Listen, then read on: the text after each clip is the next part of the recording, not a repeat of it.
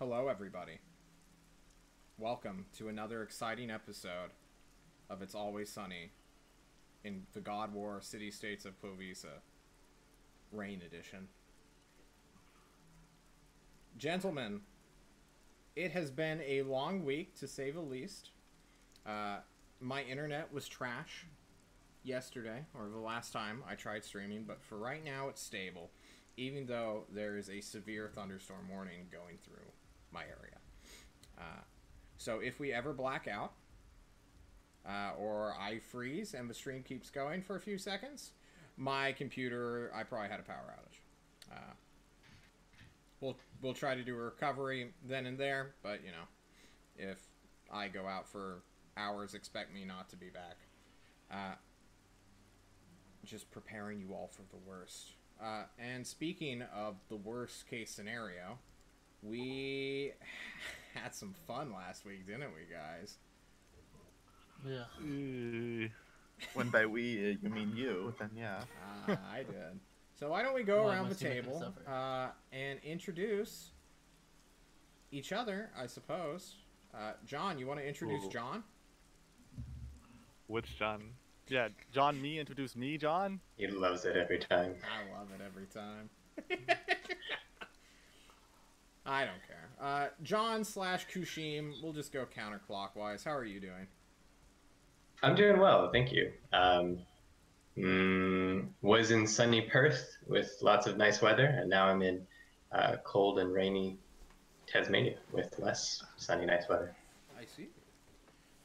It's a myth that Australia gets cold, but there's also another myth. If you're high on PCP, no matter where you are in Australia, you can run to the ocean.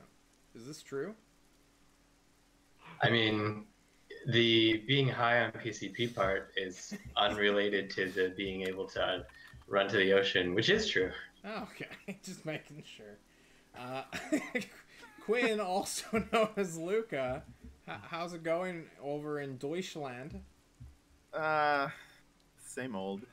The Yeah. weather's been fluctuating weirdly. It's been like super cold and super hot certain days. It's fucking me up. Man, it sounds like Texas over there, brother. I'm glad it's not, but Well, maybe for some more stability in the, East Coast, Runt, how's NY, brother? It was really nice the past couple of days, and then it's just been storming all of today. Man, Just lots and lots of is rain. our world falling apart? What is with the rain? Yes, This is rain edition. Arctic circles. Yeah. Zero, also known as Val, also known as John. Yeah, been out here, rocking it. Don't go outside a lot, because it sucks outside, but it's cool. Yeah. Revik, also known as Brood, also known as I need your name. How's it going? Brood is my name. But it's been going well. I've been watching a lot of old movies, some new movies. The Great Wall was really good. Could have done without an American in it. Oh, I really the one like. with Matt Damon? Yeah, the one with Matt Damon, where he's Yeah. like just there. He's just there, I guess. He's just there. He lives in China during the Yeah. fucking... The whole movie is just an elaborate Rube Goldberg machine, which I enjoyed. Okay. Yeah, No, I was lots of thinking zombie of- movies. Was it a zombie? I thought it was Aliens. It is technically aliens, but they run at you in a straight line. Oh, okay. That's fair. So Eric, I see you're wearing your Best Buy Snuggie today. Always. How's it going? I got my first COVID vaccine yesterday. Whoa. by Red Hot Chili And- Peppers. I have a chunky kitty in my lap. Oh, I thought you were about to show us something that would get me banned. Hey, Not yet. I I have to wait for the opportune time. The chonkers. Well, I'm so glad that we're all alive and kicking today, despite everything going on. And I suppose I can stop beating around the bush by just saying, "Ha, I killed you." Why don't we get a recap from one of the living party members currently?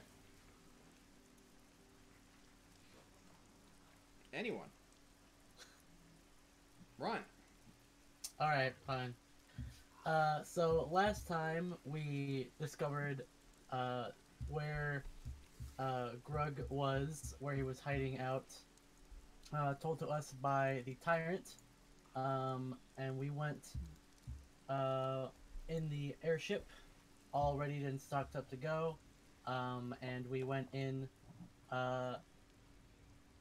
basically just heading down into a cave, kind of expecting what to know that there was going to be some sort of magic caster as we saw him last time, and we ended up running into some trouble as there were some creatures that we had already previously seen, but there were many more of them this time, and we did not immediately kill all of them like we did last time, so they gave us quite a handful of trouble until Grug finally decided to show his face and immediately killed two of our friends, Dearmond and Bepa, with an erupting earth spell. So, we managed to chase him down after dispatching the rest of the enemies with some help from Irileth, and we managed to render him unconscious after chasing him down through the cave. And now we are headed back to Tolst. Indeed. And I suppose we can start our scene right there on the deck. It is nighttime, the late afternoon or so. Close to evening, which means during winter it is basically all the way dark right now. You all have secured your rat, who is unconscious for the next 1d4 hours. If we're, not caring about the narrative that this thing is so fucking dead.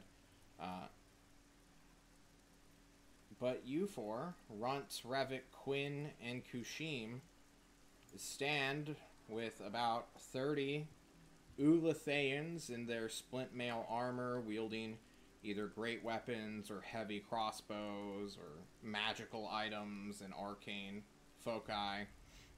Irithil is there as well. This long-eared, shaven head, somewhat short elf creature. Only dwarfing Runt in this moment. Well, I suppose Revik too. But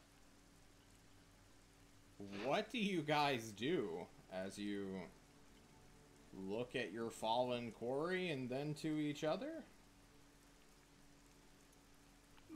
I want this whole place to burn. I put my hand and give him a pat on the back wherever it's covered. Aerosol? Aerosol? Hey, She looks Aerosol? to Revik, looks down a little bit. Do you have any explosives we can do, like, just set this whole place up? Yes. Just... Awesome. I'll get started. And maybe you just missed. She grabs your shoulder. Luckily, she's wearing gauntlets, so she doesn't have to give a shit about where she grabs you. The metallic talons dig into your energy shield, doing no damage to your body or to your hit point pool, whatever remains of it. And she just tells you to go look down the starboard deck and wait for 2 minutes. This moment, he just doesn't understand, but he nods and he goes to the starboard deck and he just looks down. Yeah. You look down and below, leaning over the edge, you feel hands on and pushes. No, okay. Let's just wipe the team. Lamal! You walk into place, the wind not blowing your small, flimsy body over the edge. And you watch as portcullises built within the metal wall between the windows are beginning to rise. Strange metallic spikes are beginning to jaggedly jut out of the side of the vessel. It will be a moment longer, but in that time, Runt, Quinn, Kushim, you watch as Brood waits for destruction. But what are you doing?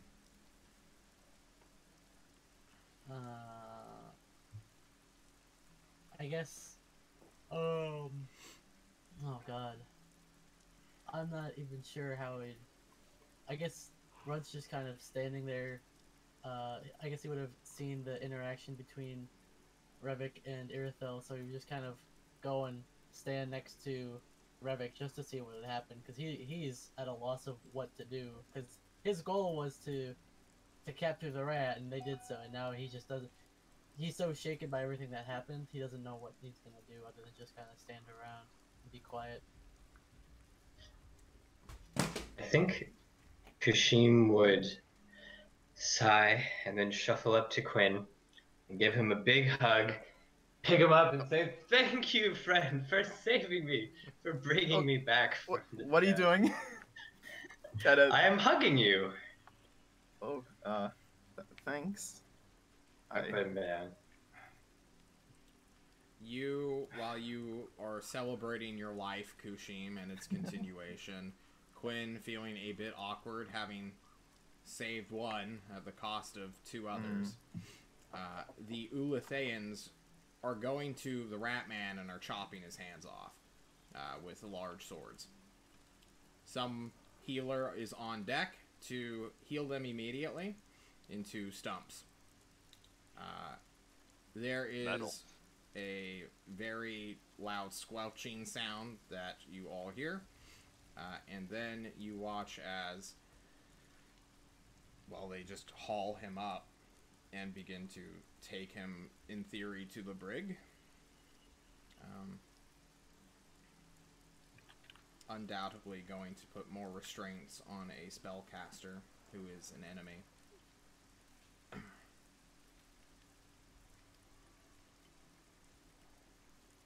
A minute or so passes of silence, but Irithil will come and stand next to you. A few other Ulathaeans who haven't watched the ship's main gun line fire will also do the same. For although this is a trireme, it definitely has range capabilities. As these jagged, tooth-like, well, not tooth-like, but fang-like metal obelisks jut out, 8 of them in total, you will all feel a strange sensation of the atmosphere beginning to charge. It is as though lightning is about to strike. And within 30 more seconds, lightning does. Shooting off from the starboard side of the vessel, the Judgment of the Lonely. I don't even remember what this is called. Whatever the name of this vessel is, sends 8 massive lightning bolts into the side of a mountain. An avalanche begins to fall. The crack, the thunderous eruption that follows suit takes a moment and then deafens the world as the night is for a moment illuminated. You all watch with sickening fascination as your eyes light up, somewhat blindingly almost, but you watch as that small hole that you had entered with 6 but only came out with 4 is shattered, destroyed. Undoubtedly the maze, the den that was made with a bunch of mold earth cantrips, is well beyond collapse. And then after the avalanche of snow will come the rock slide as the mountain shakes. Irithil will say something in her native tongue, and then we'll tell you all to go below deck before you freeze.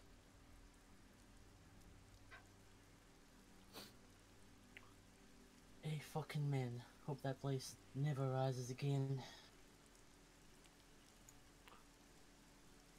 We'll bring that much destruction for any of Grug's allies. And it's just sort of like a prayer. He turns and goes below deck as well. Go below deck. I assume I wasn't even watching that. I'm kind of keeping to myself. You left below deck minutes ago. Fuck the cold. Yes. You all have I need to quarters. see that. You've been on this ship for several days now. You understand.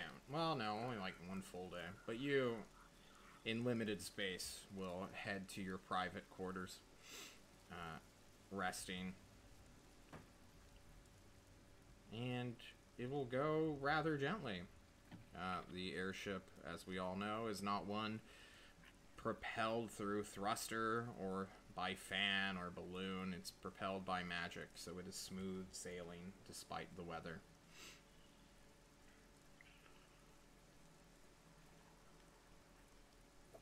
And then, while you guys are half asleep, waiting for the day trip to Tulst to conclude and you all to arrive, you will all be stirred as a warning klaxon goes throughout the ship. A siren to awaken and stir all crew members has been called, and you all assumedly act.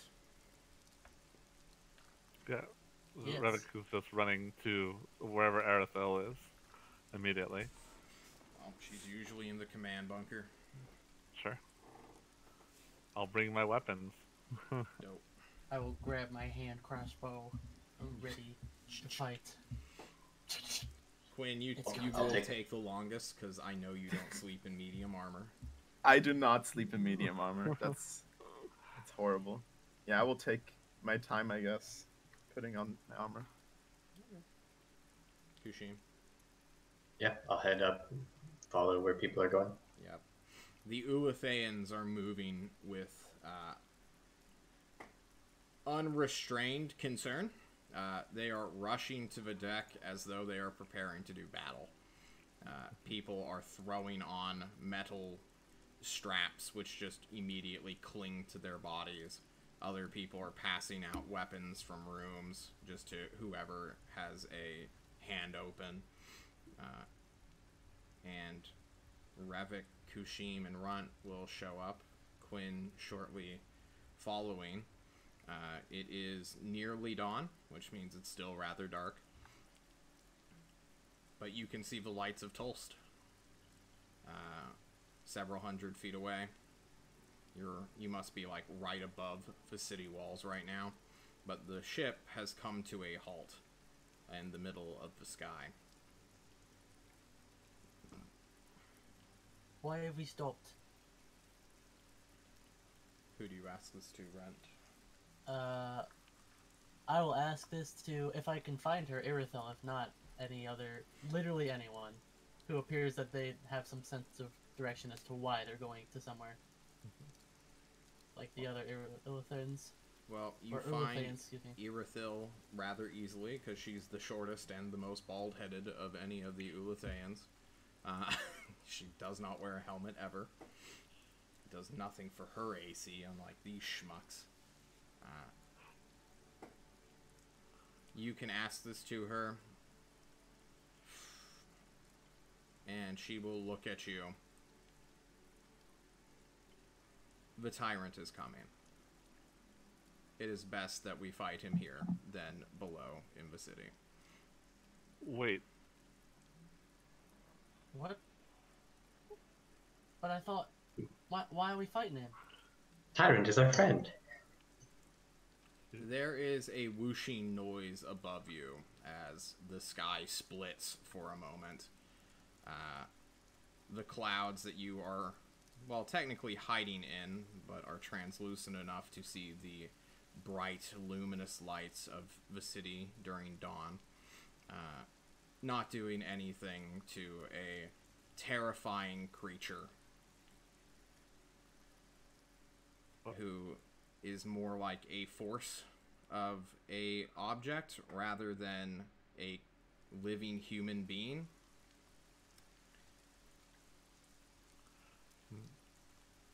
in the As- air? Yes, Like, above you, okay. flying, and then falling towards you.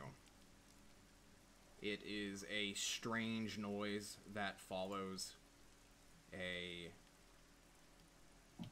whistling almost of a bombshell just soaring through the sky.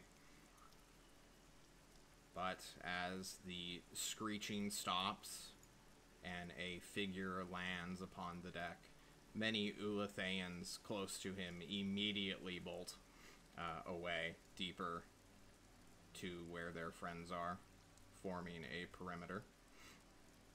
You all in the dark. Who doesn't have dark vision? Me. I cast light. Yeah. Yeah. You cast lights. Whoosh! It immediately. I do have my expires. I do have my flashlight. The flashlight stays, but the magical light does nothing.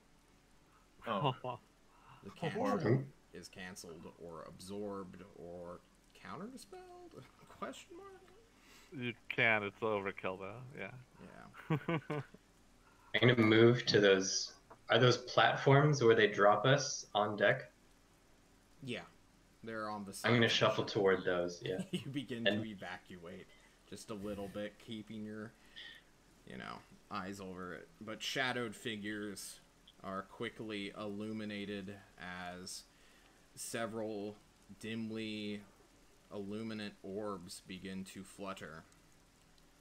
You all can see a 19 to 20-year-old's frame, very familiar, but that facial expression of just always happy, just, oh yeah, super casual, super understanding, is completely gone.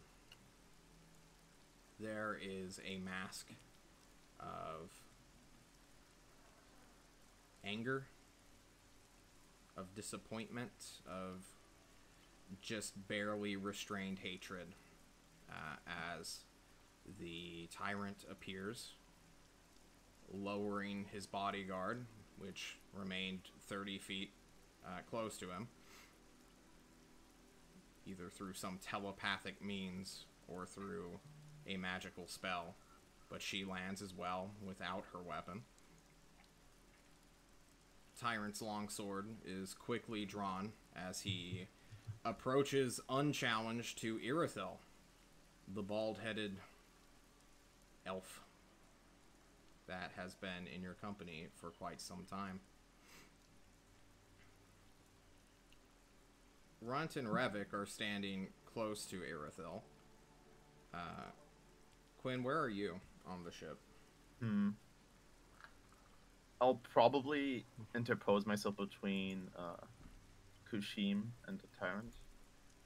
Because he wants to, make for escape, it looks like. Alright. You just begin to, flank left or right. It's fine. Revik will draw his bow and point it at Arethel and say, "What's going on? What are you doing?"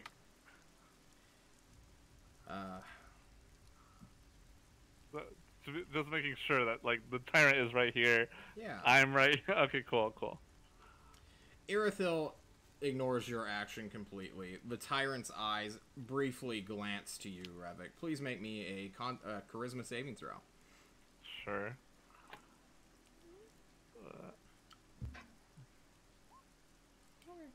18. Ooh. Just having his eyes interlocked with your own, Revik, for a brief moment made you want to piss yourself, as if your bodily organs just wanted to evacuate and go into the full fight or flight mode. But you're fine. No big deal.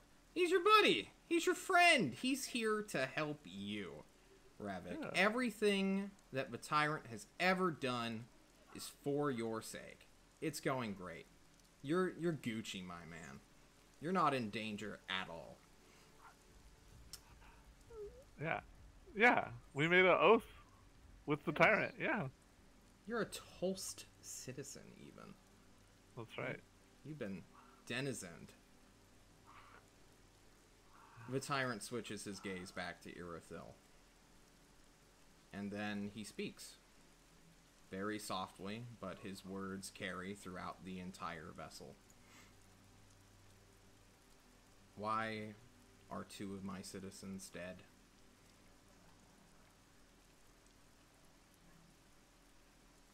I will speak up, if that's Ron alright. speaks up because Irithil doesn't have an excuse. Runt will step forward and he will say, I'm sorry. It wasn't really anyone's fault. It was, No. Whose fault was it? Runt will stare down the tyrant. Yeah, make a He charisma will- saving throw. Okay. I'm really bad at these. Here we go. Ron, you're not a citizen of Tulst, are you? No, I'm not. You are under the effects of the silent spell. You try to Couldn't say I speak. didn't try. Your vocal cords move. You all watch Runt continue to talk like normal, but no words follow.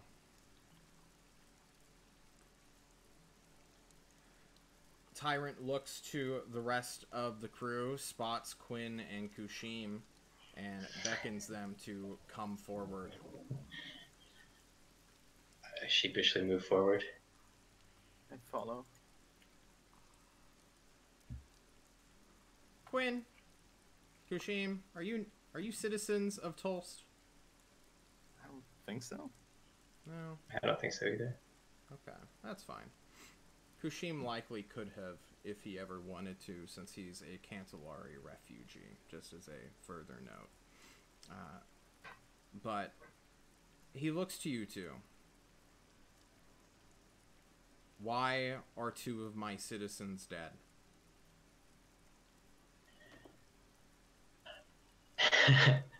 Oh, friend Tyrant, I'm so sorry. We were reckless and arrogant, and we tried to take on more than we can chew. And because of that, two of them are dead. Who I tried to. killed them? Grug, that foul beast. Where is Grug? What are you gonna do to him? He turns his head to Irithil, and she wordlessly goes to get him alone, since everyone else is kind of just watching, waiting, potentially readying actions. And while Irithil alone goes to acquire a rat, Runt, the silent spell is removed from you.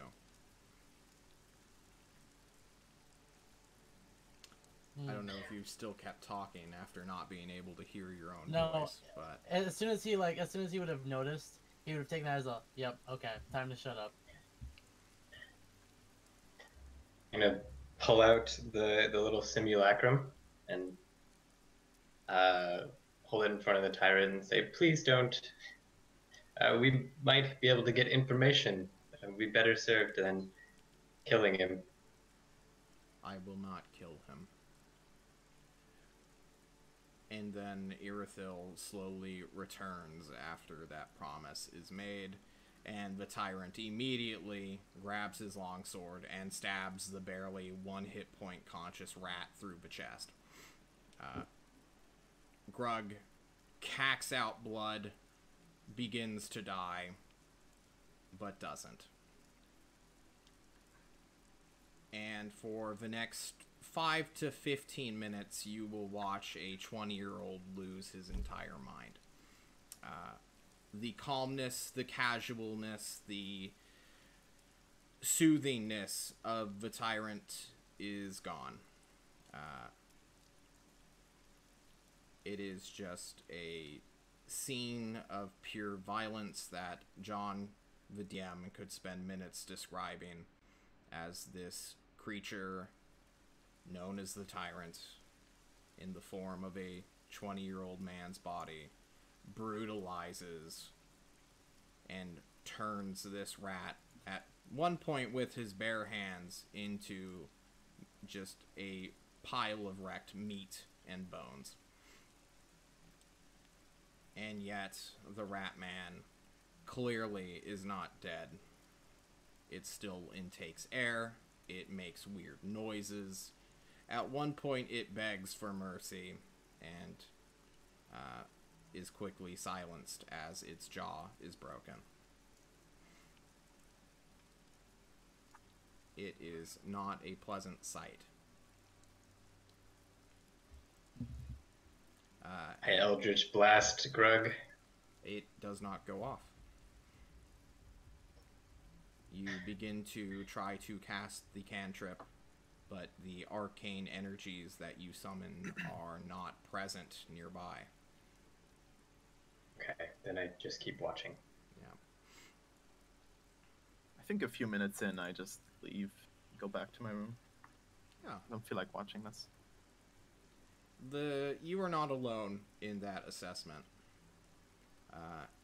And closer to the end, you will all watch the tyrant either tire himself out or something as he falls to his knees and begins to, in tears, reconstitute the broken body of Grug.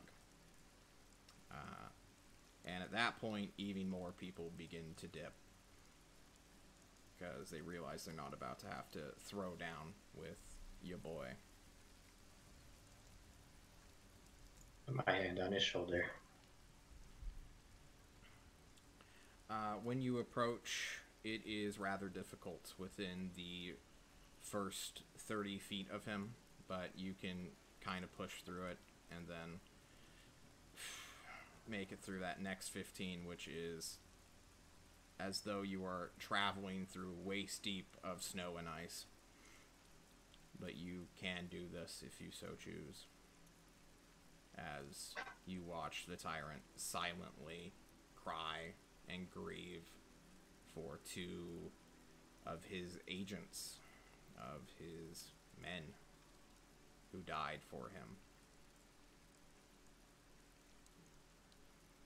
I have a question. Yeah.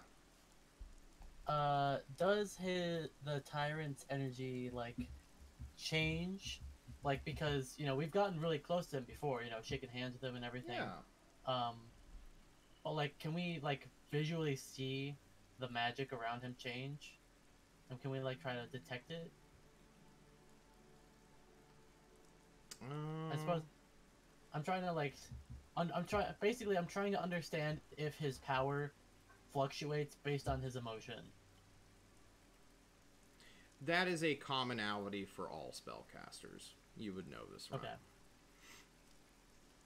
Sorcerers are the most respondent or responsive when it comes to their emotions and casting them. But there is many a theory on how magic is made and consumed and used. And why don't we have some character checkups real quick before we move into the next cut, the next scene. And we'll go counterclockwise. Kushim, what is going through your head? You've lost two of your companions. You're looking at your city's and technical boss just lose his fucking mind at their loss. How are you feeling? Is this like another day for a Xenoth worshiper, or what's going on, Kushim? Xenoth's more in the back of my mind at this moment, not full front. More full front would be, Kushim almost died as well. Has Revik and Quinn to thank for that, and is sort of mixed between thankful that they haven't died, but sad to see people dead, and terrified by the tyrant at first, thinking we're going to have to run for life again, and then seeing this sort of terrible torture and trying to stop it, and then just trying to help the sensitive person with a friendly touch on the shoulder. Yep. Quinn, you watched half of that, but So what's going through your head? You just captured a rat. You found some weird worms that you spent 5 minutes blowing up. Yeah. Now what? Well, Quinn does blame himself a lot for what happened. He thought Tyrant was gonna kill him, honestly, because he was asking who was to blame, and he kind of blames himself, but he didn't dare speak up.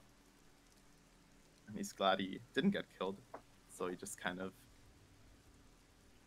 went back to his room to rest because that was very exerting. Do I you think his take presence alone was solace pretty in the exerting. fact that it is not you in that rat's place?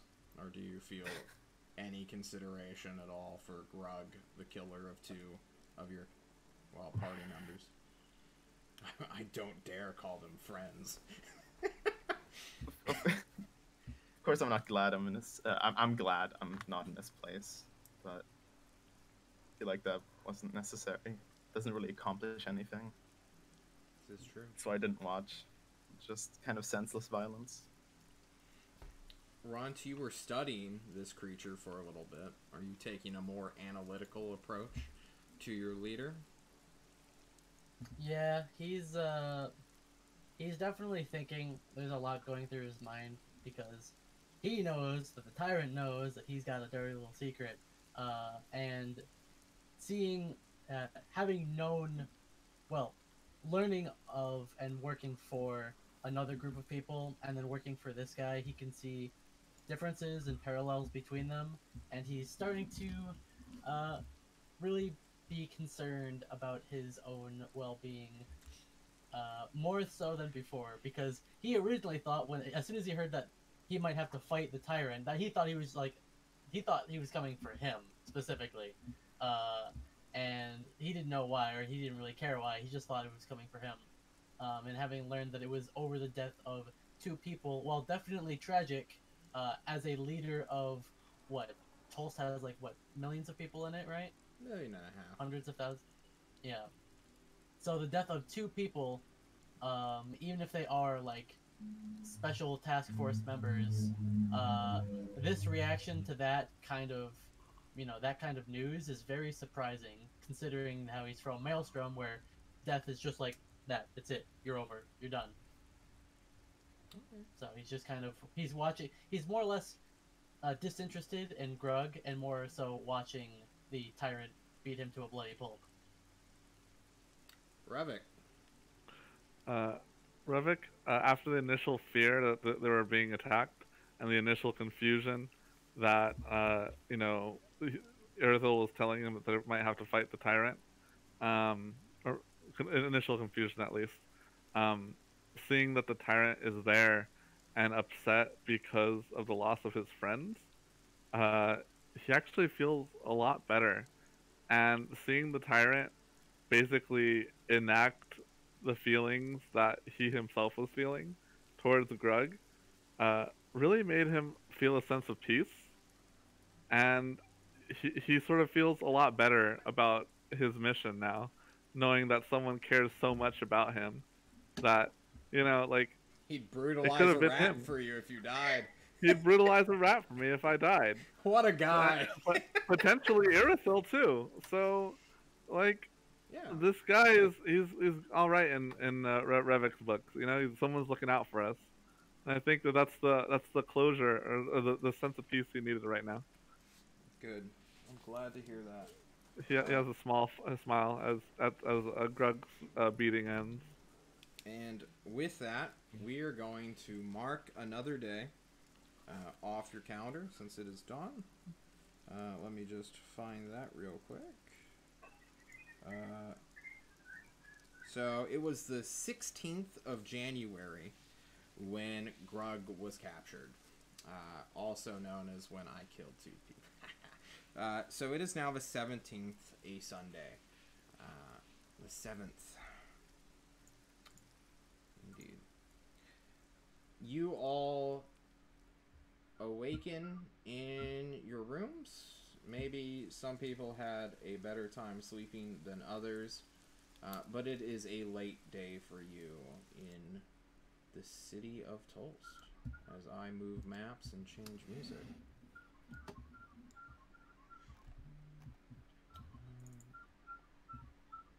Let us do antiquarian study, seems fine. This is not a tuba time. As we all know, in the Tyrant's Court, it is a silly place, but at this moment in time, not so much.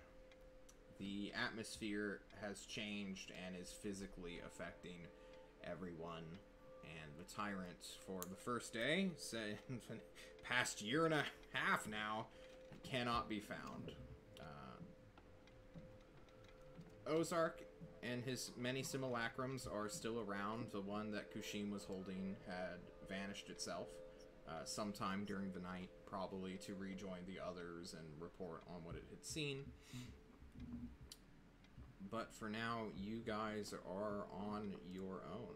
The downtime has commenced, and 2 new party members are being searched for. So, party, what would you like to do with your downtime? How much time do we have? A week. And then you'll get 2 new party members, and then you'll need to take a week to level up. So. Oh, cool. Well, okay, well, time management-wise, let me correct that, because I just fucked up. So, you'll take a week to level up, and then at the end of the month, everyone else will have caught up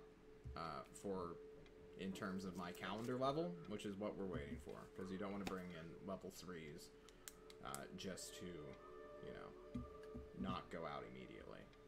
Anyway. Real quick, I think my camera froze. Your camera did. Oh, it did. It did in fact. And I thought you were just... You being look pretty unimpressed. Yeah. There we go. Now you're illuminescent. You are shining like evanescent. Wake me up. Okay. Never mind. So, who wants to do downtime? What do you guys want to do? Just want to take a week off? Go sing karaoke again? Oh, man. I think, well, Revik wants to take Vapa's old weapon. Yeah. And he does a quick check-in with everybody. If anyone wants his old weapon, the elemental war axe. I guess at this point, if there's a barracks where we're all staying, he's just like knocking at the door. You guys want it? Or I'll stop at Kushim's place first. Knock knock. Hello, friend. Oh, hi Kushim. So I was just looking through, you know, Dearmond and Vapa's stuff. Do you want this? He holds up the elemental war axe. Otherwise, if we don't have a purpose for it, I met some other people that might. No, friend. Let the other teams use it. Okay. Alright, I'm gonna go over to Quinn's door. Knock knock. Come in. Oh hey Quinn. You got a minute? Yeah, of course. Oh, you don't sound so good, buddy. You all right? Should I come back later? What is it? Oh, I was just I was going through Quinn and Vapa's Vapa and German's belongings, and this is Vapa's war axe, elemental war axe. Do you need it? Otherwise, we can give it to someone else who might want it. I shake my head. I don't have any use for it, I don't think. Okay. Alright. You should put on some light in here. It looks really dark. Get maybe. You all right? You sure? I like it this way. Okay. Okay. All right. I go over to Runt's room. Knock knock. Yes. Runt, hidden behind a gray wall. Yeah, I don't. Hang on, let me see if I can read. Oh no, my camera's... camera setting. Oh god. No, don't do it! Don't do it! Well, to be fair, you can't see him anyway, so he has to. Oh. You're just talking through a door right now. It's fine. Hang on. Sorry. Whenever I try to turn it back on, it freezes Discord for me, so I can't hear anyone. Oh no. I'm good now, but I can't. I either have to keep it up as a gray screen, or we just ruin the overlay, so I'll just have to keep it like this. We'll for go now. on break and fix it then. I like the two Okay. rotating squares. This sums up my thoughts right now. Break now, or can I just do the? Yeah, finish your stuff. Sure. Hey, Runt. I was going through Dearman and Vapa's stuff. I noticed that Dearman's longsword wasn't, rapier wasn't there. Do you want this elemental pickaxe too, or could I give that to someone else? Is probably best if you give it to someone else. I Okay. don't think I've need anything like that. Okay. All right. So thanks. And then I'm gonna go to Ozark. And as I talk to Ozark, I'm gonna say, Mr. Frog. sorry. I'm so sorry. I'm sorry. Arvo, Ozark, Arvo. They're kind of like to me. Sorry. Yes, you go find the cripple. Yes. Okay. You find his attendant. Okay. Hey. I was wondering. Hello. So, hi. There's another team that might be interested in this axe. They're the raid team. My friend. I wrote his name is like in the back of my head, and I'm gonna look at my notes the now. war pick. I shall Alright. study it for Arvo, and see if it is of any worth. Yeah, and when you're done, can you send it to the raid team? If it's not like, you know. He does not reply, and Okay. just goes to immediately cast Wait, the identify wait. spell. Okay, cool. There's one more thing. What? He Okay, busts so, out like- the pearl, begins to forehead it. Okay. Alright. So here's a cup. It's like one of those little red ones that you use for beer. All right. Hold on. What is a red cup? It's plastic. You drink from it. Okay, but here. Plastic? Well, what's more important though, and then he like slides it along his skin. He's gonna hand him a small vial or a small cup, a little bit of bodily his mucus. fluid is in this container. Yes, I know it's kind of gross, but also it's got like on contact poison. Maybe you I could take a look see. at it. I can help you with that if you want. What am I to do with it? Are you able to replicate it? Replicate Maybe- your bioessence. Sure. Can you not do that yourself? Do you This need it's not my it's help? not just for me. It's for everyone. I will spend 10 minutes to identify your bioessence. Okay, Let sure. me connect and commune with the aspect of logic, and this tall, fair-haired Ulathaean for Arvo, despite being more of a mangled corpse himself, bound to a iron chair, is in fact the leader of the Ulathaeans, the elves. Oh. And this guy will spend 20 minutes first identifying the war pick, which is in fact a I believe they are just called elemental weapons, and he's like, ooh, a fragment of the Eternium crystal lies within this war pick. It's extremely valuable. And next is your spooge. Do you want some spooge too?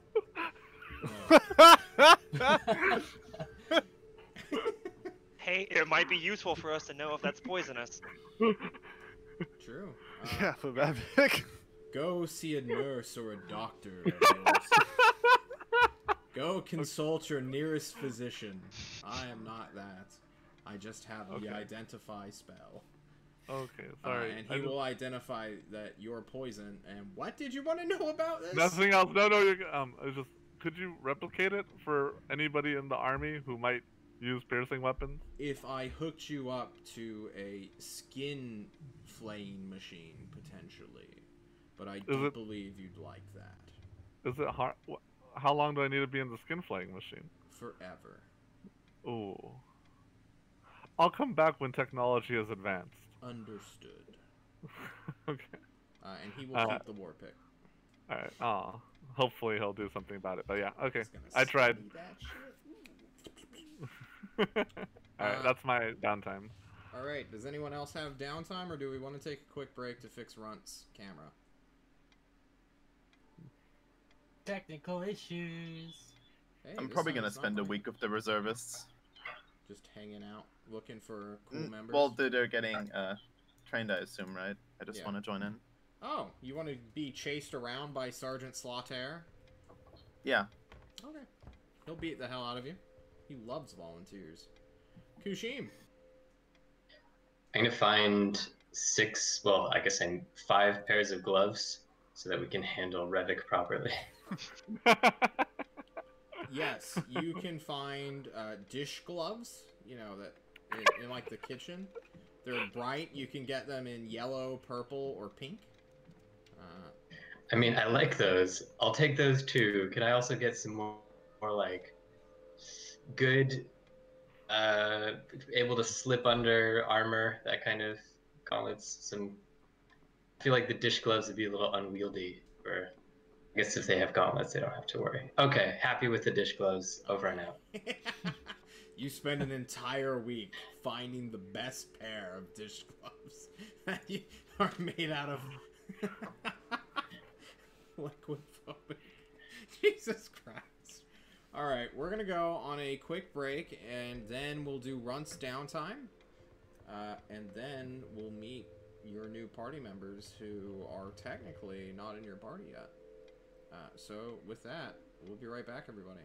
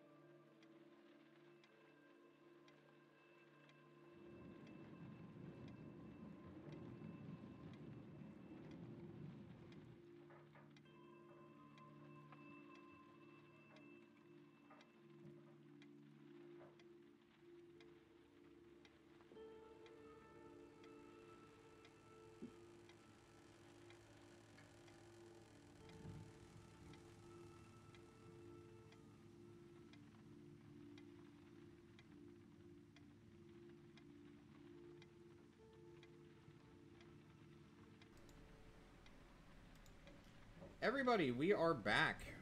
Welcome. Runt, your camera works. Congratulations. So let's do your Wow. downtime real quick if you want to do anything cool.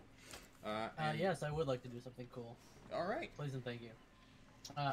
I would like to use my background feature. Put that in the chat there for you. Researcher. And I would like to specifically know about what kind of enchantments one can put on clothing. Well, don't you just have the best kind of feet to do that? Let me actually... I can't read this far. I don't have my glasses on. Let me pull up my main screen rather than my cam screen. When you attempt to learn or recall a piece of lore, if you do not know that information, you often know where and from whom you can obtain it. Yeah, go talk to Ozark, brother. Jesus. Usually, this information comes from a library, scriptorium, university, or the tyrant's court. Your DM might rule that the knowledge you seek is secreted away in an almost Okay, I'm not doing that. This is pretty basic stuff. Alright. Yeah. You go to find a simulacrum. You ask him, what exactly? What kind of enchantments or magic, similar to like +1 or magical things, can be put on clothing? In addition, yes. not just armor, but like yes, clothing. yes. Enchanting things are a rather... You know, Arvo could explain it better. But from my understanding on the wizard side of things, you more or less take an item. It needs to be of good enough quality so that it can hold magic within it permanently, which... Now that's hard, let's be real. Getting a magical thing forever is rather difficult. However, it can be done. It just requires a good medium, a powerful enough spellcaster, or, you know, some fucking monster blessed it back in ye olden times when magic was a bit more fluid and not as rigid as it is now. Oh, back during the good old days. Remember those? And he kicks you in yes, the chest. Ow! You told me where I can find something of that type, and how it might be done. But while more specifically, I'd like to wonder what exactly can be done. Well, usually it is just efficiency, durability. Sometimes we can use some illusions and bind it with a cunning, applicable use of different kind of, what do you call it? Well, I suppose just illusion magics. Sometimes Arvo, don't tell him I said this, but Arvo knows how to actually put spells onto items. He won't tell me, and I'm trying to get him to tell me and record that before he dies, so I can do that. But apparently it's like a blood secret, and he refuses to tell anyone outside of his, like, descendants. And even then, only the people who could possibly replicate it. So, fuck that guy. If you can get him to tell me how to do that, though, I will give you whatever you want. You can name it, and I will just get it for you. Okay? No questions asked. Alright. Also, we're missing the top half of your head, Runt. I don't know if you got a lobotomy, but...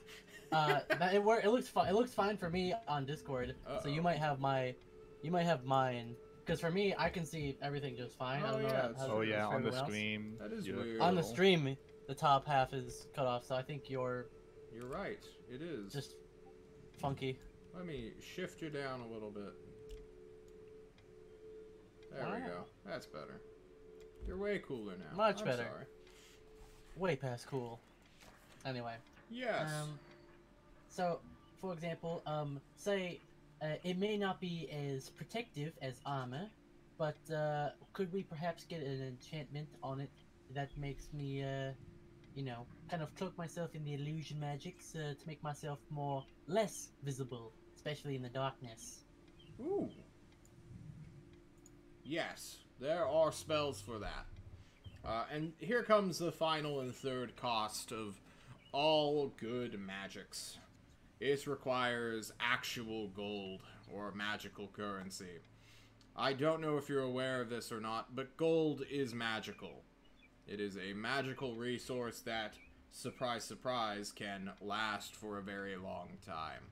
What we wizards usually do to enchant cool shit is we take this golden magic, which is semi-permanent to actually permanent, bind it with dope spells, and then combine that with a new medium. It's great. You may be wondering why Tulst has a paper currency. It's so that I can harvest all of the real world's money. It's owned by a fucking child, and he fucking throws something just in arm's length. He, like, finds a vase, or maybe he materializes a vase and just shatters it on the ground. Unflinchingly, Runt will continue. And how much exactly would one need in terms of gold? A lot. Like, upwards to 1,000 plus. It depends on the enchantment, though. But don't you worry. Word has been going through the network that something is coming for you, Gibby. I mean, Runt. Excuse me. I don't know your real name. Gibby's not even my real name. Well, someone's got birds. And neither's Runt. Sorry. There are very loud birds outside. No, you're just by a window. It's good for immersion. It's fine. Well then. You now have deeper understanding of how magical items are made. Nice.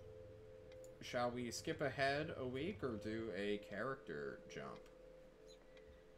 You guys want to do anything else in this next week? Before I give us a end of long rest recap? So the place that you told me before was the Forge of Elven, right? Yes. Okay. And what do I know about that place specifically? It is the Shield of Civilization, or the Shield of the Confederation. It's like a big old... That's the one. Yeah. It's like... Yes, what's up, Revik? I'm something to do, but finish telling Runt first, and then I'll it's a city. It's basically the next... So, well, politically, it's probably going to be the next Confederation capital. It just makes the most sense. It's the most central in terms of all of the continent. Why don't I go to the continent map and just drag us there? That might help, rather than me explain it to you guys through words. Let's go, let's go. So, in the Forge of Alvin, all the way down here, where fun times are had, there is this massive, what would you call this? Just gulf within the continent, and the city is built between its edges. So it's rather dope and well protected. It'd be super hard to assault it. North of it is inhospitable wastelands. Directly north of it is a impenetrable mountain range that is penetrable, but they call it impenetrable. And to the south, it's just a fertile valley on each side that, you know, is both on the ocean and within a mountain. So it's super dope. They have 2 settlements as well to the south. And on a world scale, we're staring at a white screen, John. What happened? It is now well, if they figure out a way to, like, bridge over this mountain somehow, it would connect the north and the south once again of the continent. But right now, the north is kind of cut off from everything, and since Cancelar's gone. Okay. There was one last bit of the Forge of Elven that I wanted to, because I got a name. Yes. Specifically, Hodel. So I wanted to also use Researcher to see if I can learn within Tolst whether if there's someone who knows who Hodel is, how to get like in contact with him, or something like that. There is strangely no records at all of Hodel's existence. That is ominous.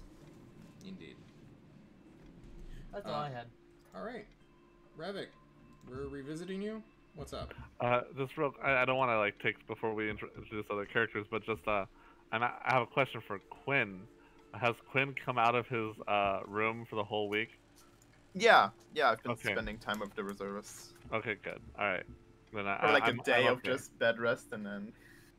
That's good. Okay, if he's out and about, then I feel a little bit better. I don't need to bother him. We're good.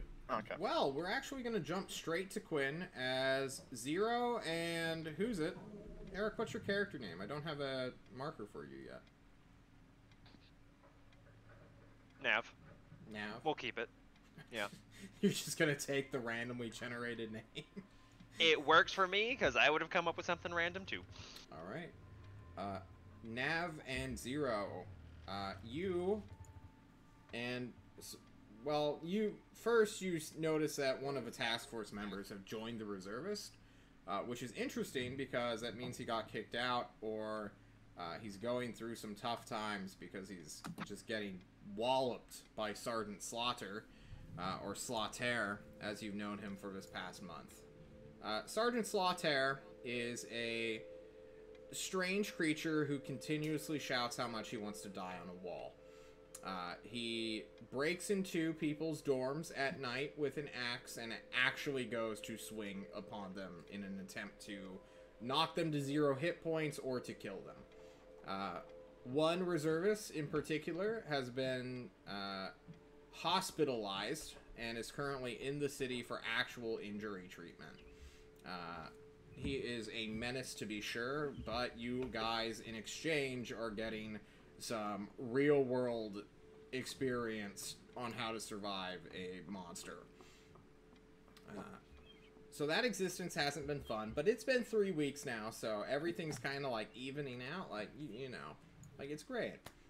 Any concern, or why don't we do character descriptions before we move on to character beliefs? And we'll start with Zero because it looks like you have a hat, and I like hats. Yes, I am well, I don't know how you do tabaxi in lore reasons, but I don't know. definitely furry-ish. Okay. Any other physical traits we should know about? You're super quiet, by the way. I just turned you up, and I still like nothing's changed. I can turn myself up. Please do. Better? Much better. Okay. Piercings. I have multiple piercings on my brow and on the cat's ears.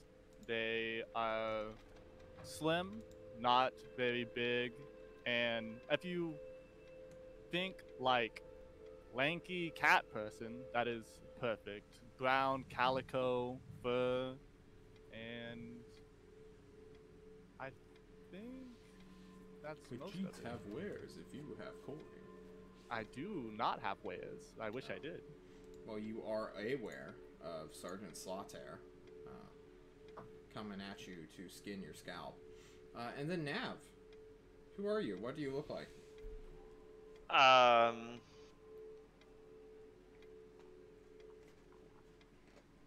Lightish, gray skin,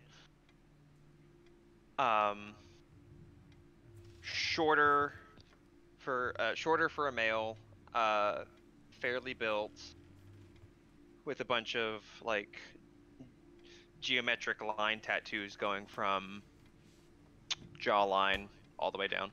Oh, neat. Guys, you've been terrorized, but you've been sticking it out. Why? Zero. To make money, baby. Money. Yes. Yep. Pretty much the same. Well, economic opportunity often leads to adventure, or vice versa, anyway. So you're in the right place. Is it everything you were expecting? Getting side-straddled, making money for basically just running away from a guy who is attacking you all the time? Not exactly. Usually when Zero thinks of training, you know, out in the yard, practicing your swing and blocking attacks, not running around from a guy who goes, "Come here, I'm gonna skin you, cat. Make a rug." That's pretty accurate of what he'd probably say. Nav? No, it's really annoying, because Nav is used to being able to turn around and fight back, and he has a feeling that would end poorly for him in this instance. Fair. Well, someone from the Discovery team has joined the reservists. Is this an interest to you all as you run away together at one point or another?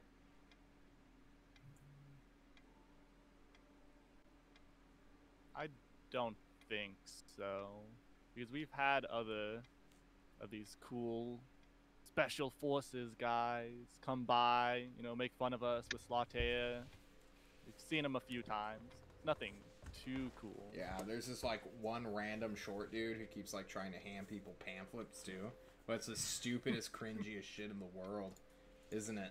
Actually, who would believe in this Xenos thing? Yeah. Oof. True. I'd probably be interested just in the fact that it's like a new person who joined in, but it probably wouldn't go beyond small talk as we're running for our lives. Yeah, why would you do that? Stupid. True. If you're wasting breath on words, you're not running fast enough, right? Oh God. Sergeant Slaughter's favorite line as he chases you all outside is, if you're cold, you're not running fast enough. And then he will scream and dash at you, and you'll run away. Scattering off into the grander court. But it's all in good fun and harm. And then, Zero, Nav, your day comes on the 23rd. Or really the 24th, excuse me. Discovery team, you are summoned by Arvo, who is technically your manager? Hey, why did you do question that? mark? Oh wait, I fucked things up, John. Yeah, you did. Why? You I didn't renamed know it. it would do that. I didn't know How it would did you do do that. it? Come What did you do? Did you I change literally your renamed name? just himself. changed my. Oh, because it goes Change your name back. alphabetically. It Why? does go alphabetic. I didn't Oh my know god! that. You fuck! Change it back now! Do it! Oh my We'll be fucking Janav. god. I don't At least remember I the got the order. pronunciation right. Put a Now D. the other John is the DM. Oh my goodness. Danaf. Good. I am There we determined. go, you Amazing. fixed it. Ah. Yeah, there we go. Remember all those times I told you not to fuck with the cameras, and you... I didn't This- fuck with the cameras. I this fucked is with like my name. The second time now, actually. We had this problem with you before. What the fuck, Eric? No, we haven't. I haven't changed my name. Wasn't it you? It might have No, been that was once, I think. Yeah, it's fine. I think it was during our session 0. Maybe. But we don't count that. We don't count with session 0. That's fine. 24th, 0, Nav. You are summoned by a tall, live, fair-haired creature who you see walking around the halls of the Tyrant's Court quite a bit. But he never speaks with anyone. He just sort of hums and sings to himself as he passes. And then sometimes when anyone gawks at him, he'll just like rip out a pearl and stare at you intensely for like a solid, 5 seconds or so. It's a very crazy looking guy, wide-eyed, from a different land, not knowing what a cup is, but having rather good understanding of your language. He comes to you two, knocking at your shared bunk bed, since now you guys are roommates, because it's easier for me. 0, Nav. Crazy guy. Yeah, hello. Greetings. I summon you. You are being Do elevated. you know? You mock my words? No, just the way you're saying it. Unbelievable.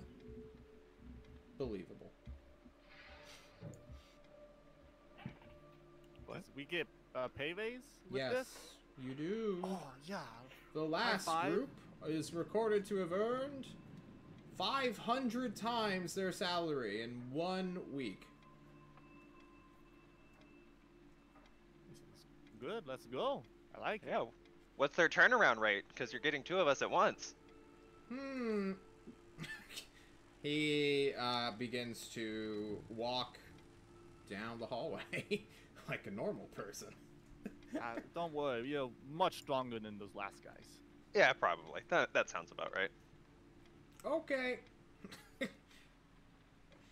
This guy will lead you to a new room, 0 and Nav, but a very familiar room for Revik, Runt, Quinn, and Kushim, this is that court area, like the actual court room, with 3 big tables with 3 unique-looking chairs that I could drag us to, but I'd rather keep it theater of the mind so that you guys don't mess with your tokens and get distracted.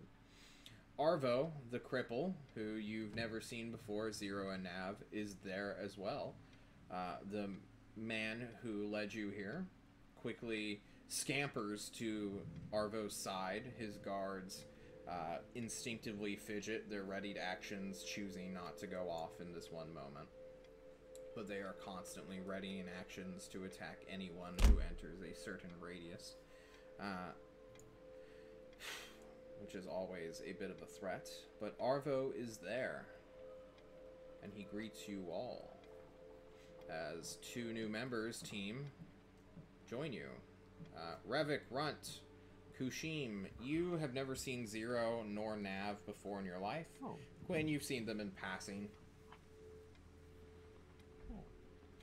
Arvo's mechanical voice, sort of just projected from some part of his iron chair, will call out mechanically, "Greet each other quickly. We have things to talk and discuss about."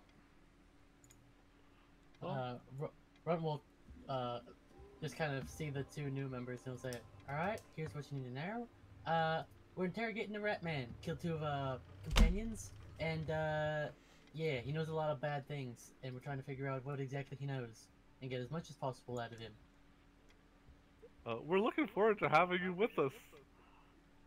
You all look very strong. This is cool. We're all just a big, happy, friendly family. And, yeah. Oh, you can rely on me if anything bad happens. Yeah, don't touch him. He's poisonous. Oh yeah, I'm poisonous. Don't touch me. I'm gonna look at Pass Zero and out be the like, gloves. I'm gonna look at Zero and be like, "Oh fuck yeah, I like this group." These guys definitely make us lots of money. Wait, so can we start the interrogation by beating the shit out of it? Oh, you don't have to. I think someone already took care of that. Yeah, Those That are doesn't mean great. Doesn't mean we can't do it again. I like you. Well, we have... Maybe. Just give it a second, and then maybe. Okay, I think I can do that. Quinn, Kushim, do you interact with these 2 at all? Just give him a wave. I think they've seen me before. Ah, I see you, like, last week or something. You run from Slotair with us. What are you being taught down there? It's a horrible place. Yeah, you know, pays the bills. Sure. Quinn's trying to compute how that works. Yeah, I pass out these rubber dish gloves, and this is for handling Revik. Welcome to the team, friends. Oh. Is there a Xenoth pamphlet inside the gloves? Oh, yeah. That would have been good, huh?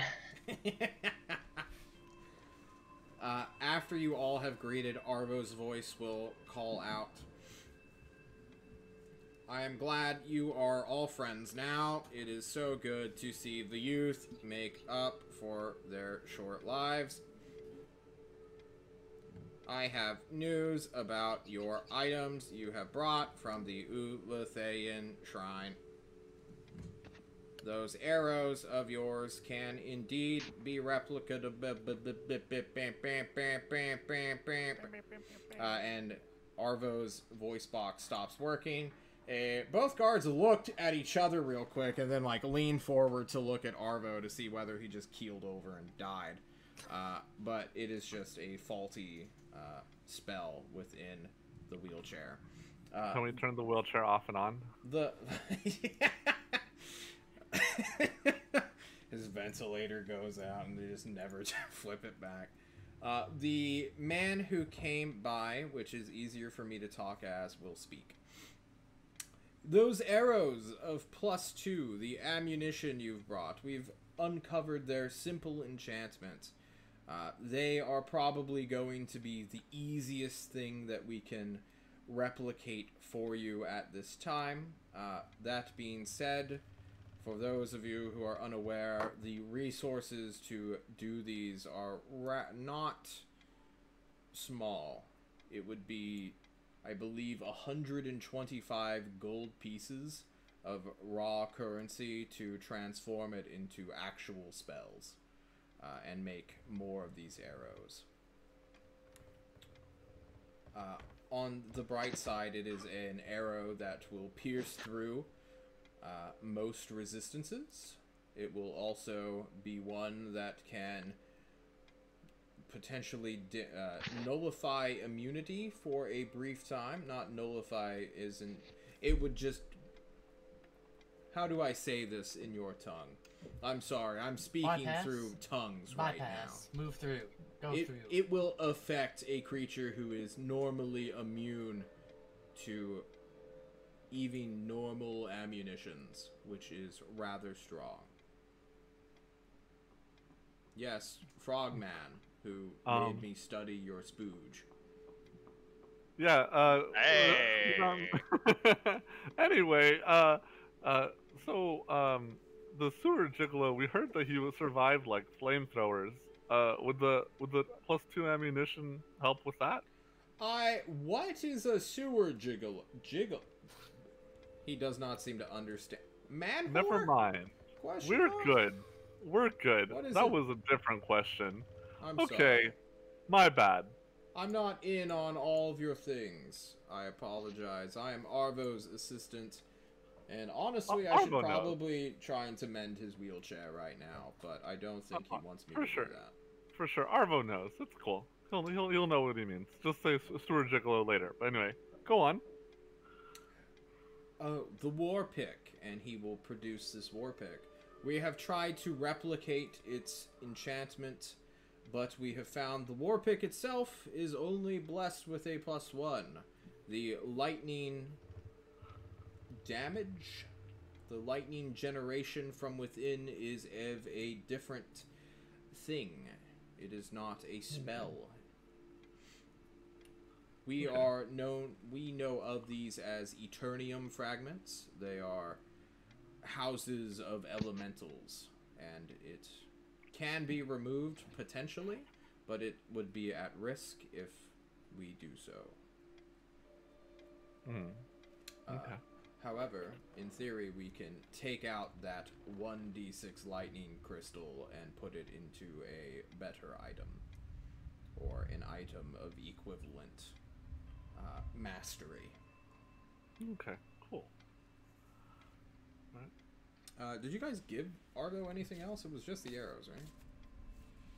Didn't we give him the potions too? Ah, yes, the potions. Now to inform you all that we, unfortunately, are not apothecaries nor alchemists. We are smiths. We are enchanters. We are trying to bring over from our lands of New Eulithil one of the Neravingian house lines offshoots who study potions and elixirs and all sorts of alchemy. However, we have news that somewhere in this world there is a creature calling itself the Greater Chemical, and we assume it to be the Lich of Chemicals. However, Ozark will not tell us where this creature is, nor confirm it exists, although we have also gained implication that it exists from Ozark himself. It's a very strange interaction we are having with Ozark right now. It's got a lot of simulacrums. Probably some of them are keeping secrets from each other. How he holds that enchantment is still a secret to us. We would love to get that information. If any of you wish to, you know, figure that one out for us, we would be more than interested in paying for anything you want. Runt will raise his hand and will say, I got a bit of a deal for you, but we can talk about it afterwards. Understood. Revik like kind of elbows Kashim with he puts on the glove and then taps Kashim and says, don't you have one of those simulacrums? You want to maybe we can they can study the simulacrum itself? I hunch down to where we're eye level and say, yeah, good idea. Cool. Yeah, that simulacrum's long gone. Oh, it's gone? It left the night that tyrant showed up. Ah, shit. Yeah, okay, cool. Fuck being in that place. Whoops. Next up is the rat. The rat, known as Grug, is imprisoned currently within one of the lower layers or one of the mid. I don't know how deep this fortress goes that this tyrant has constructed, but it has recovered enough to finally be able to speak and be interrogated. Our good friend, who you know and love, Mistress Irithil, has begun to press it for information. If you have questions or wish to participate, you can find her below. Definitely want to check that out. Just know she is territorial when it comes to torture. I don't plan on torturing anyone. Understood. Torture, deal with Aerosol. Torture, deal with Aerosol. Listen, if you really hate it that much, I'll just deal with it for you. I appreciate that. Can you give a good smack to the rat for me? Sure. Thanks, man. Zero, Nav, what the fuck is the deal with this rat? What's happening? Guess we interrogate this guy. You know? Easy You're first just round. imagining someone squeezing an actual rat. Does Nav and Do Zero both look confused or like not understanding the situation? It's kind of like looking around to see everyone's reaction to wanting to go and interrogate. I mean, after being chased by Slaughter for like a month, whatever, beat up a rat, sure. Yeah, he's Nav is like, obviously doesn't understand, but he's like, yeah, let's fucking go. Nav is pumped to You're gonna be go beat up a included. fucking rat. I guess by seeing some excitement, Runt will kind of say to the two newcomers, "This rat, he's a great enemy of ours. He killed two of our previous members with a single spell. He was quite powerful. He's no longer that. And he may have some very important information to us. And so he's not the one you need to worry about. The one you need to worry about is his jailer. Her name's Irithil. She's been a great help to us. She's also one crazy son of a bitch. And if you How dare you talk to Mistress Irithil that way? You heathenous scum! The man will try to cast Magic Missile at you, Run. Roll for initiative. Sure, yeah. I will roll for initiative too. This guy's not attacking my friend. Yo, let's go. That's fair. Let's go. Oh. Alright. Okay. Hang on. Are we fighting now? What's happening? The two guards immediately begin to move as chaos erupts within the chamber. How about I pull out your guys' tokens? I'll do you one better. happening? I'll just do it for you. Oh, never mind. Hang on. Well, now there's a run in the toast. Welcome to the We battle. did have a long rest, Just right? chilling. Oh, what the fuck? Yeah, these three people are just hanging out. Get out of here. Celeste, you're not Yeah, here. remember first time. Oh man, I don't have any minis prepared for these guys. I guess I'll just use Ozark. It's fine. Quickly, guys. Google Images. We actually don't have time for this. I'm not gonna lie. You will fight and scrap with this man in a non-lethal manner, getting the attraction of several guards. The two protecting Arvo will let this random guy, the assistant to Arvo, 1v6 you for a little while, but you guys will outnumber him, and someone will go unconscious. Someone roll me a 1d6 to see who goes unconscious, as this man meets his demise, but non-lethally. Alright, 5th, 6th. Let's go take a look at the stream. Starting counterclockwise. 1, 2, 3, 4, 5. 5 is Revik. Revik, you fall defending Runt. The magic missile cascade knocks you unconscious. There's no counter. This magic missile's broken as fuck. You're muted. He's Yeah, you didn't say He anything. muted because he's Shield unconscious. counters it, but yeah, I'm unconscious, but shield counters it, but I'm not a caster, so What too is bad. shield? It doesn't exist. No, I was gonna bring us to an actual battle, but my tokens are prepared. I heal him. You heal him. Everyone's fine. It's no big deal.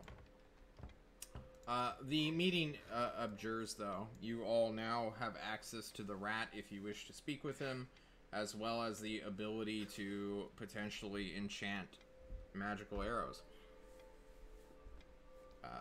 Yeah. Cool. What would you guys like So to back to anyway, like I was saying, before we were so rudely interrupted, Irithil, as helpful as she's been, tends to be very, as the man said, territorial in her application of violence. So don't go too don't be, I suppose, don't look like you're gonna kill him, even if you don't plan on kill him, because Irithil might go take it out on you instead. So just a word of warning. Indeed. So we Yeah, will she work step with on this me? Irithil? You want her to step on you? Fucking I Eric mean, you know, making a cool character all of a sudden. No longer. sometimes I bitch like Demir. things, okay? Have you not been stepped on? I haven't. I can see the appeal. So. I mean, No, yeah, you should not- try it sometime. I- You know, if you want me to have, do it, and I if don't you see want the me to appeal. do it for you, I'll think I can do that. See. Firm friends already. Revit goes to sleep. He didn't want to see fucking Irithil anyway. Fuck that bitch. Who goes to investigate the rat? Yeah. What's the... Me. Alright, Nav I'll goes, go watch Zero it. goes, Kushima watches. I'll stick with I do. Revik. On the way back, I'll ask him. So what's this about your spooge you're talking Oh, about? I went to see a physician. So anyway, Okay, Runt. You go down. You seem to be our lead investigator, Runt. So, what questions do you have for the rat? And we'll see. I have something that's not my first thing is and I would have been meaning to ask you this, but I got completely blown off track when 2 people immediately died. Yes. Was does Grug have an energy shield? Yeah. Okay. You- That was the first thing I wanted You to. shot him, you try stabbed and- him, you knocked him unconscious. You broke through it before. Handless Grug is within a cell that is currently absent of Irithil because she has just gotten through torturing him for round 1 and needed a water break. Could I ask Irithil what she had learned, if anything? He won't shut the fuck up about a rat. About a rat? We're in day 1 here. This is going to be a process. I have to get into the mind of a literal, like, rat fetishist or something. This is gonna be hard. So he's not like a rat himself. He's just a No. guy that looks like a rat? Yeah. He's one of us. He's a human. Or humanoid, excuse me. Oh. That changes things. It does. Potentially what I did is a war crime, but, you know. He's in our dungeon now, and nobody cares.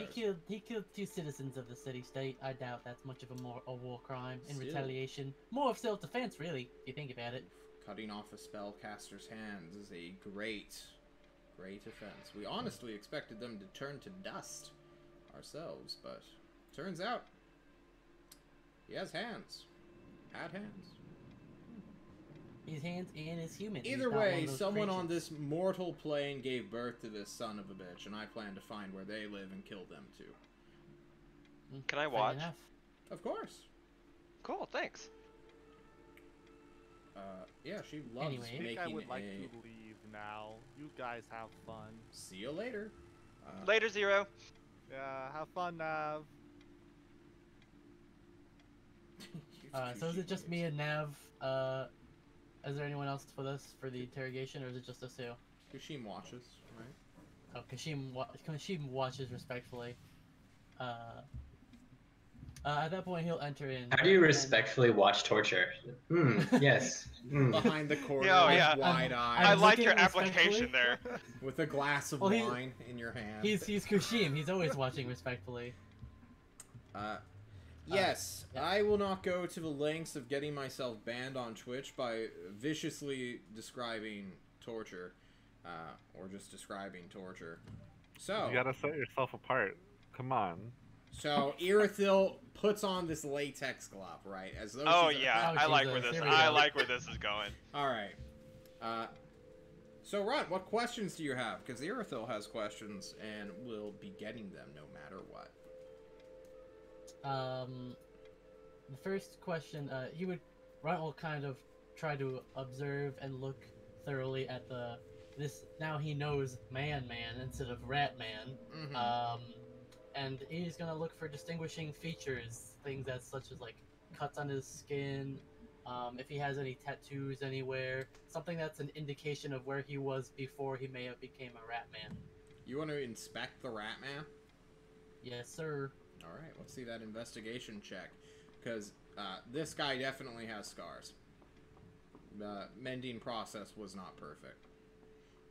22. 22.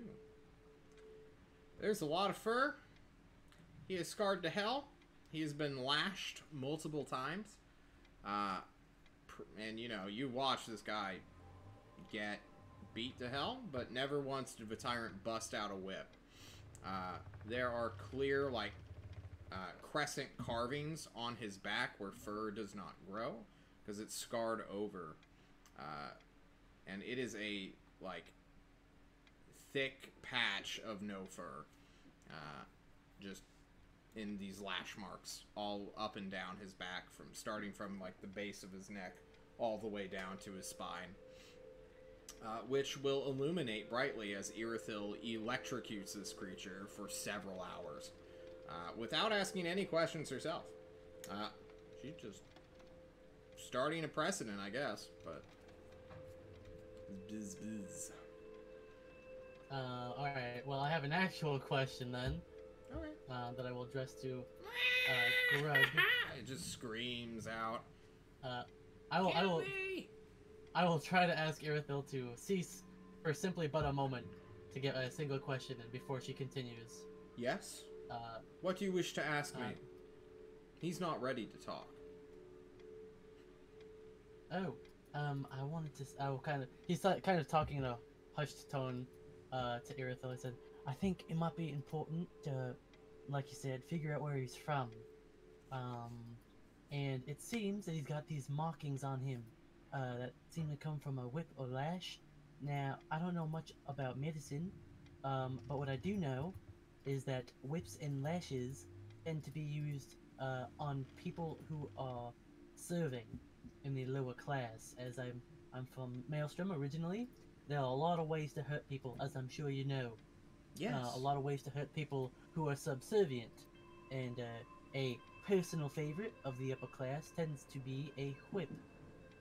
So it may be that he once served under someone else and was, I can say that I personally saw Jerome before my eyes, and he attempted to tempt me with power, which I refused staunchly.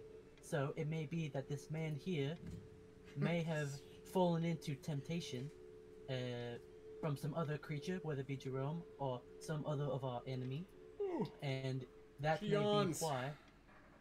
What's the point? My point is that he's probably working for someone. He's probably a peon. Mm-hmm. Yes. And that he is probably from another city-state in which he worked for originally and probably intended to betray them. Yes. Basically, probably. he's seeking to get revenge with the power given to him by our enemy. So you may want to use that should you believe he's ready for questioning. I shall. I'm fairly certain those lash marks, though, are self-inflicted. Like, Mm. 80, 90%. I mean, have you ever whipped a man? It's rather hard to get, like, right on the neck. The whip, you know, not everyone. And she, like, starts just making motions with an arm as though she's used to whipping people. It's like, it's rather hard to be truly accurate with that. And if you're just, like, slapping your neck all the time with a cat-o'-nine-tail. Well, I've never whipped anyone before, but that certainly is. Would you interesting like if to? he's a- Oh! And she'll call through the hall, bring the whips! Runt will not stop her. Oh, good. She's gonna have you whip him yourself. Just go, lash. Wait. We're whipping now? We're whipping. We're Oh, whipping- can I we're get in whipping on this? and- we're Everybody! whipping and we're nay-naying. Kushim, come here. Let us whip together. Those who whip together live forever. Arathil is Thank you, just so joyful at the prospect of a team whipping. So, Ron, it may be more beneficial for just time purposes to send me a list of what you want to know. Because Okay, interrogating I will start writing up a list. zealot is going to be hard, especially when they still have access to some magics. Yeah. Because at one point he's going to try to wild shape, and then they're going, oh man, that's going to be a hard. That's what I. That's gonna be that's a what I hard figured. mistake for That's what I them. was scared of. Is Yeah. when he's gonna. He may Ugh. have been knocked unconscious, but he still technically has spell slots, which they can't just instantly rip from him. He also Yeah. has class features, which he can still use, because he didn't get to use all of his stuff. Tamer, our boy, is in the chat. Fuck yeah. This has gotten very feels weird, man. I agree. Yeah, it's weird in the city-states. So while you send me a list, everyone else can send me their own questions for the next, minute or so. But, hashtag whipping with the homies. I whip my hair back and... Okay, no, I can't do that song. In the meantime, this is your technical second week of downtime. This is where Zero and Nav level to 4 as well. So, Zero, how do you level to 4? How do you become the greatest chef? in I was Tulsa? gonna say, does it count if I say I spend the week just going like, man, you guys eat trash here. Let me just whip up some You good will stuff." get beat to hell. No. How dare you? H, the lead chef, he puts his heart and soul into this. This ogre of a man. He will teach you how to cook, because clearly you lack taste buds. Zero. Ah, true. And you can pick up your chef feat from that. Nav, you didn't come here as level 4, otherwise they would have picked you for task force. So how'd you hit level 4, bud?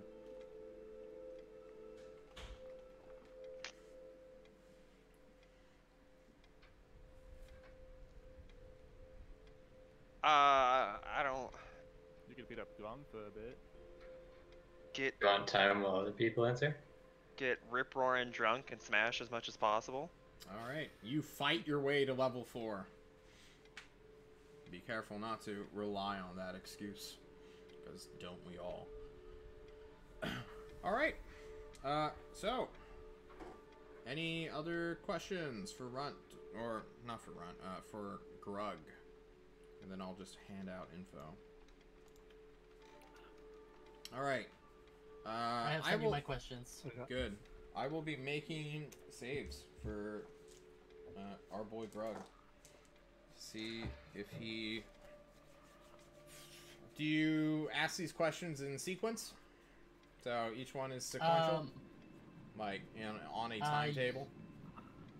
Yeah, I wrote I basically wrote them like this is what I would want to know in the order of the questions that it's assuming that unless I learned like absolute revelations, this is the order of that I would ask these questions. Okay, cool. Where are you from is the first question. He will answer that isn't it obvious?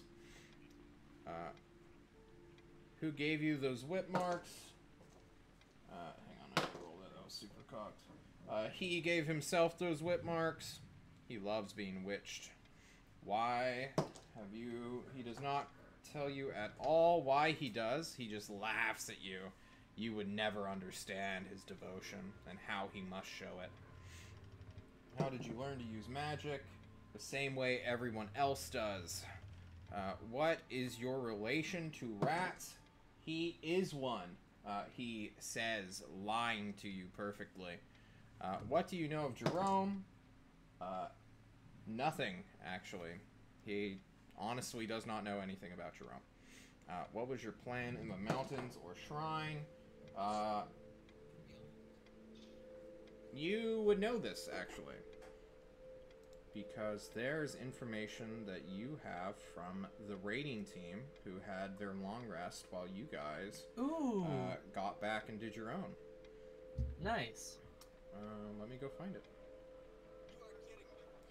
God War. Brood, we can hear videos. What the fuck, dude? You're just watching YouTube videos? It was very interesting. You don't even... Revik had a question, do you believe in God now? And the answer is... no. Not yours, you stupid frog man.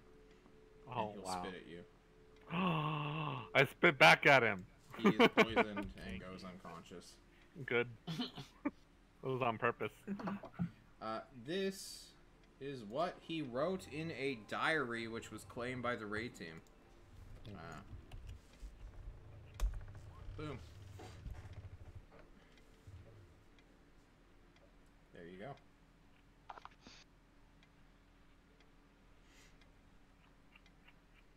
For those in chat who can't read, the wisest one has sent me to the north to deface and destroy the shrine of our allies, to hide away our secrets. I have followed the principles he has left me. The burrow is soundly hidden. The only creature knowing of us, I suppose I missed an is there, is a creature who shall be used as a sacrifice for the Whispering One. Knowing that, then, I would ask him who the sacrifice would be.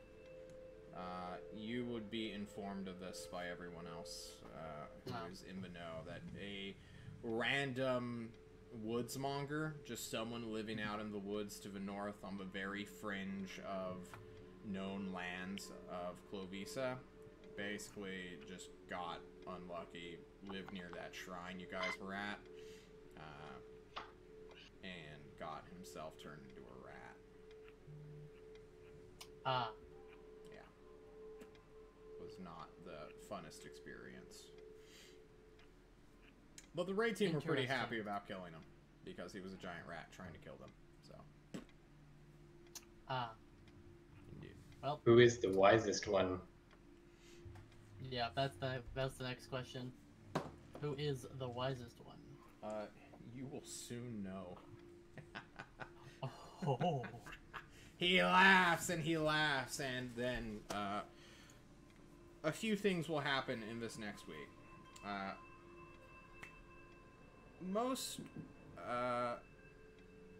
After this week happens, the heir to the court will be disrupted. It will go back with a hard shift to that previous joyful, like, exuberance of just, oh, it's so energized. It's no longer that depressed mentality. That was just oh man, just getting on everybody's nerves. Everyone was agitated for a while, except for Irithil, who could not be happier that everyone else was agitated. A true sadist. You believe that your bond with Irithil has grown closer. Awful. And in this time, you all will be summoned, Discovery Team, including the new members. It is the 28th. It is 2 days from a national holiday, which most of you probably don't care about, but you guys are nearing the end of January. And people are celebrating. There is a small end of winter festival that happens throughout the city on the 30th of every year. because once February hits, it begins to warm up pretty quickly within this area. Winter's influence being soon abandoned, and everyone comes together in Tulsa to celebrate that they're no longer going to be suffering Arctic conditions in this city. And the Tyrant's holding a small get-together with some of the people, but summoning you, he will quickly usher you all into a side chamber, which was not in the court before. It just sort of appeared recently. Or maybe it was always hidden, and now a invisible door has been removed. But this is some parlor area. There are couches, there are jugs filled with different liquids and alcohols, and even a glass pitcher of chilled water. Ozark is not there. It is just the Tyrant, his bodyguard, at this very moment in time. And he summons you all into this room, greeting Zero and Nav by name. He seems to be familiar with you two now. Greetings. Hello, Tyrant. How are you all doing this past few weeks? Doing alright, I suppose. Trying to lose as much as I can from captor. Yes, our new dear friend and the first prisoner we have. Hello, Congratulations. friend. I am acceptable. That is good to hear, Kushim. I apologize for stealing your magic. First, Kushim, because that was not what I wished to do. It just sort of happened. Please forgive me, Runt, as well. I was not in the most ready of minds, and sometimes things get a little bit out of control, and magic seems to do what I want it to do, even without. I'm sorry for silencing you. Runt will cross his arms and give a little eyebrow wriggle and will go, well, that's alright. You didn't kill me, so I suppose that's fine. I did think about it for a time, but Glad please you think didn't. nothing of that. I was enraged. To lose two people who I was connected with is a furious thing. You two, Zero and Nav, you two are not aware of what occurred, or maybe you've been filled in, but you are replacing two members who died in combat valiantly. I hope you do the same. Oh, no, we are not dying. I mean, to be fair, I'm sure that's what the other one said too. Yeah, you know. I hope you all die valiantly. Hey, you too, man. Thanks. You doing all right? It sounded like you had a rough time. It was very rough. You... Mr. Tyrant, sir? Yes, if someone kills Rebek. you, if someone were to kill you, I promise to fly into a rage just as powerful as your own. Thank you. I will hold you to that, because I'm told, apparently, when my physical body dies, a part of me can still interact with the world. I'm not sure how that's gonna work, and I'm not too eager to find that out. But hey, there's a chance I may actually be able to, see that, so... He, snaps and finger guns you, Rebek. Go for it. The Tyrant is now my hero, by the way. I've decided this. Cool. He will sense your admiration, but say nothing of it. Quinn, I also stole your light cantrip. I did not mean to do that either, and I'm sorry for scaring any one of you at that time. But I'm glad to hear that the Rat Man is producing results. He apparently whips himself, and he's threatening to send a whispering one at us. The wisest one, as he calls it, is probably a creature much akin to the known creature known as Jerome. If he is not Jerome directly, because he apparently doesn't know anything about Jerome, it could either be a connection or a creature very similar to it. Although I will say, in our combat encounter, there was a creature that was definitely not vermin-like, not like a leech Yes, or like a rat. I was informed of such, and though I did not see it entirely, it was described to me as a undulating mass of black flesh that just appeared and started to slash with many arms and teeth. Yes, my current theory, running theory, mind you, is that the wisest one is probably a creature akin to that, since we know that Grug was personally responsible for summoning the undulating, many-limbed creatures. I see. I have been told that they are called Foul Ones. These weird mutant freaks. So, perhaps we will continue to use that name going forward in all of our documents. I have not decided on whether we should be using coded for... Why am I discussing this? It doesn't matter. I'm glad you're all alive currently. And we will have news and rewards in the coming week for what you have done, as well as your next mission. Many things are in the works, and from what I understand, we may...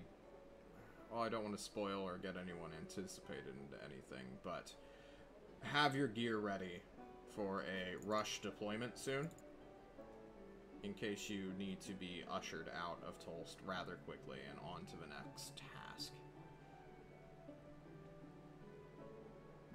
In the meantime, you may hang out in this parlor. There are magical refreshments here that Ozark is currently summoning into existence via gold magic, but... Do you Ooh, don't mind if I do. have time to celebrate the Winter's End? Perhaps. Perhaps not. Just be ready. And he will stand up. Unless anybody wishes to say anything to him, he shall depart as well. Just as he's leaving, I'll be like, hey, later, man. Yep. He'll wave. Have fun. Don't get into trouble. Don't kill my citizens. Don't poison any more orphans. Yeah. The tyrant departs, leaving you the room. Wow. Is there any food around here? Yeah. There's all sorts of small appetizers. And clams. I'm immediately gonna go for the clams. Oh god. You all begin to slurp. I'm gonna wave Revik over. Oh, hey, yo, what's up? Hi. Yeah, so listen, about the spooge, I just have to know, how does it work since you're a frog? Like, do you have a thing that comes out, or like, is it all internal? Like, Okay. what's your anatomy? All right, hold on. Wait. Come with me. Okay. Oh my god. How ominous. There's like 5 minutes. They turn a corner. What? And then we come back. And all of his questions are answered. All right, perfect. Your questions are answered. We move on fast. Any other things you guys want to do before the 30th? Give Nav a knowing look. I don't eat anything. Can I steal this food to try to cook with it later? Yeah, sure. It's magical, what? so Well, it'll I'm gonna deteriorate in help. 24 hours, but sure. If I see Zero doing that, I'm gonna help him out. You start fucking Ah, throwing this looks chicken good. wings in a bag. Yeah. Though my idea of helping out is probably shoving it most of it in my pants. What? So is it? Is this like fine Grief. china or like what are the silverware in the place looking like? They are magically conjured. You can destroy them all you'd like. No, unfortunate. Are you gonna steal them? I'm a thief. What do you want from me? You're It's in a literally my magical subclass. castle. Just go into town and steal shit. Fuck it. Alright. Spell learning, Kushim. Do you have any ritual spells you want to learn? Do you get any new spell slots or anything? I could just have as many as I want. There's no limit. Yeah, but do you have all the ones you want? New Yeah. levels, yeah. Yeah, your level spell. Yeah, silence, please. I thought it was ritual. Could I have the spell silence? Silence is a ritual. Silence is a ritual. Silence is a ritual spell. Oh shit! Really? Yep. Yeah, Oh my it's crazy. god! Is this true? Are you gaslighting me? That seems like a really weird spell to be a ritual. Yeah. It kind of is. Isn't it? But I mean, I've I been guess it's fasting like. I mean, if you're preparing like a loud action, you Oh can my just cast God, silence it on is I a guess, ritual. yeah, I guess that's fair. Yeah, take it. Hell yeah. It's Thank you. Because I don't need to technically- memorize silence then. What? Yeah, 2D. It does take me 10 minutes, so I've gotta Yeah, be all. he can't cast it, fair. but like he can ritual cast it. Yeah, whatever. I'll just keep it. All right. Any other second level ritual spells you want to take? Now that you're level 4. I'm trying to think of anything else. Look, the only other thing that I want to do is I've got this augury ritual, right? Mhm. And it says you've got to have like some nice, divine themed things. So what I was thinking is I would take a bunch of like Xenoth flyers and throw them up in the air a bunch of times to divine how our next mission is going to go. The options are, good, bad, or both. You So, yeah, are just doing wanna- a divination ritual. Can you post the spell? Of course, yeah, sorry. I always Homes forget in that. on you and blast you to fucking Kingdom Come. How dare you do divine magic when he is here, the diviner himself. Let's see it. Augury. By casting gem inlaid sticks, rolling dragon bones. Alright, I'm gonna tell you right now, no Xenoth paraphernalia is worth 25 gold. I think, I just need 25 worth. So if I have like 500 flyers, surely that's like 25 gold worth. No. Yeah? Magically, Can I it just- is mundane to the core. Ah, Sticks, fine. bones, similar tokens. Just a bit anyway. But I will find some appropriate things for casting that ritual then, somewhere in Indeed. the It is city. a real spell that apparently works. You must be tapping into like an aspect of hope or something right now. I'm not sure what's going on the magical level. All right. What is your question? If we go to Cantalar, what will our fate be? Ever? Alright. And it is a... Okay, so a plan you take within the next 30 minutes. 30 minutes? Oh, Jesus. Okay. Yeah. I think you're trying to think of the higher tier ritual. My bad. Or whatever. If I question the Rat Man, will I get some information? Do you plan to question it within 30 minutes? Depends what I get. That's not how the spell works. So, this is a action you are going to do no matter what the results will be. So I see. Okay. So if you're saying like, okay, guys, we're about to enter the dragon's lair to fight the dragon, I'm gonna ritually cast augury to see what our chances are here. Then what? Yeah. Yeah. Sorry. What's the point of if it's just going to be good or bad? Like if you can't abandon a bad action. Oh what are yeah. we casting Okay. it? I think I misspoke a little bit. When maybe not commit is the word I wanted to use if I did use that one. Okay. So I've got an idea. I'm thinking, okay, maybe I'll ask the Rat Man. Yeah. And Okay, so what is your question exactly now that I've actually looked at this fucking text? I pulled it up. Can I get useful information about the Ratman's master?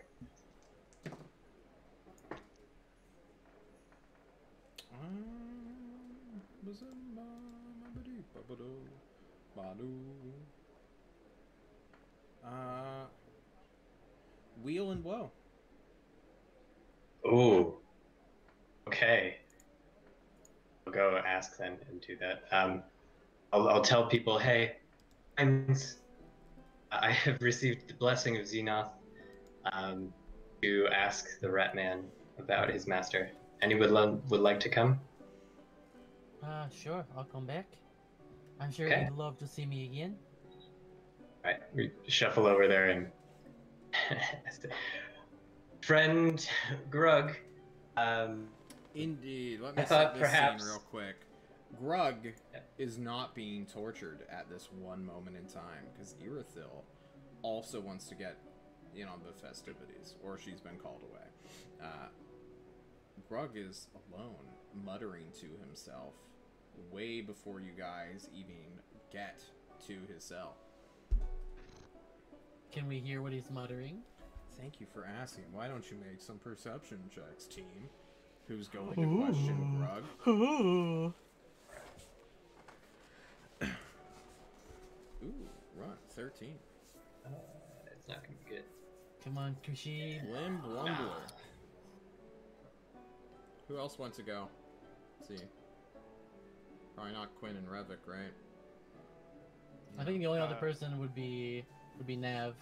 Yeah. Who would want to come along You with wanna us, do it? but I don't I know was if gonna he say, does. I have enough Oh. time to steal some food. I might as well go with. Didn't you run away the last time? Didn't they like bust out the whips and yeah, you're like, fuck I it? was did. scared of Edith. Yeah, but you still think she's down there, so. True. Right. Alright, you hear this weird, mad, chittering sound of a Ratman swearing vengeance on someone, but, you know, what's that guy gonna do? He's got no hands, Chief. And you can quickly got make no it to his hands. cell. Kushim. I come up, sort of, friend Grug. I thought maybe that you would like to tell us more about this wise one, this whispered one. No. Whispering one. Oh, that's too bad. I thought maybe if you told us that we'd be able to help you out and Irithil wouldn't be such a problem, but I guess Her not. name is Irithil? It laughs. Oh, Run will also laugh and say, "That's just what we call it." Yeah, go ahead and do a deception check against Kushim. Okay. Kushim, let's see your deception check too. okay. God damn it. Oh, God wow. damn My God. Wow. No tricks now, little boy, he says, looking at you, Runt. Well, technically I wasn't lying. What you want? You've I given will- me a I will gift. I will put a I hand didn't. in forward in front of Kushim with a bit of a glare. And I will turn towards Grug. Let's see. What was Nav, you're just jiggling with chicken wings in your pants. No, I'll so as As Runt Runt goes up begins to- and looks at Kushim, I'll just be like, no, Runt, come on, let's be real here. We have my man's god Xenoth here. Like, he doesn't there's know my look- name. Look at this He fucking. doesn't know. No, run. Look at this fucking dude. He's trapped here. He's got no hands. What is his pathetic god gonna do that our man Xenoth can't do? Right? Like, am I right, Kushim? That's right, friend Nav. I will take the hint and I will say, yeah, I suppose Xenoth is the best god, so I suppose there's nothing he'd be able to do against him. But I wonder if Xenoth is more wise than the wisest one. Could there be I mean, one wiser? While you guys have been talking about this theological thing, trying to rope in Grug to it and baiting him forward and forward to give more information, you will turn to look at him and you will find out that he has slipped his chain somehow and is like right at the like metal bars trying to bite Nav's ankles, but is just out of reach. I will kick him in the face. You will kick him in the face. Can you please, please, please, please, roll me your attack roll? Okay. Do I get advantage because he's prone? Yeah, of course. He is prone. He's on the ground. Okay. He doesn't have hands this to will- defend himself. He barely has AC. Well, that was an 18 to hit. Fucking Nav laughs. The 18 will indeed hit. Please roll me your unarmed strike. Is it just your strength? That would just be, that would be my strength, which is a -1. Cool. So 1 minimum damage. You do 1 damage to him. And out from his... No, I'm kidding. Out from his mouth tentacles, an undulating one. No. Even worse.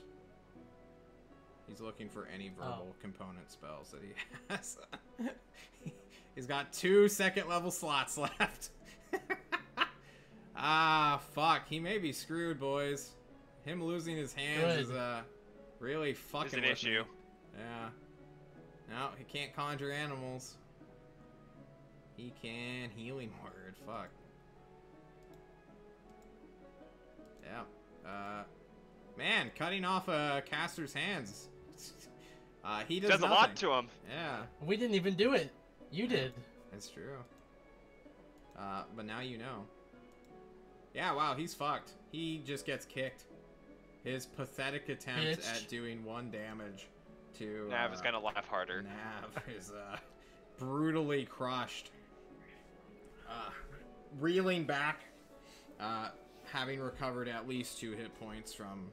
No, he's probably unconscious, actually. He goes limp on the ground. He would have given you something, but now he's unconscious. Fuck it. Welcome to Discovery Team. We do sometimes I'm commit war going- crimes. I'm going to now search his body for literally anything. go Not in? like. Yeah. If Okay, he's yeah. unconscious, yeah. Yeah, it's fine. Oh, There's nothing. hand on the shoulder? Yes. Maybe best not to.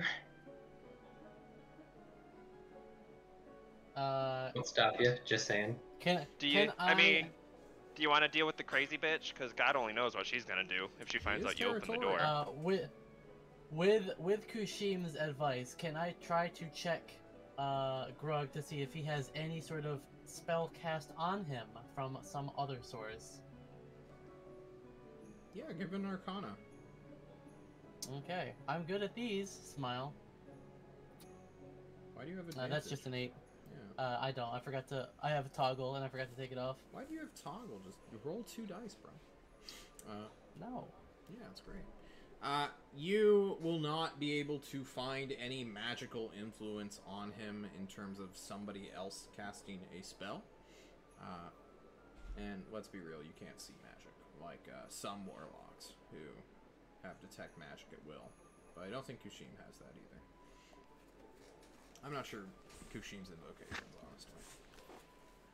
honestly. Alright, not seeing the magic, I will go up to him and search him. Yeah.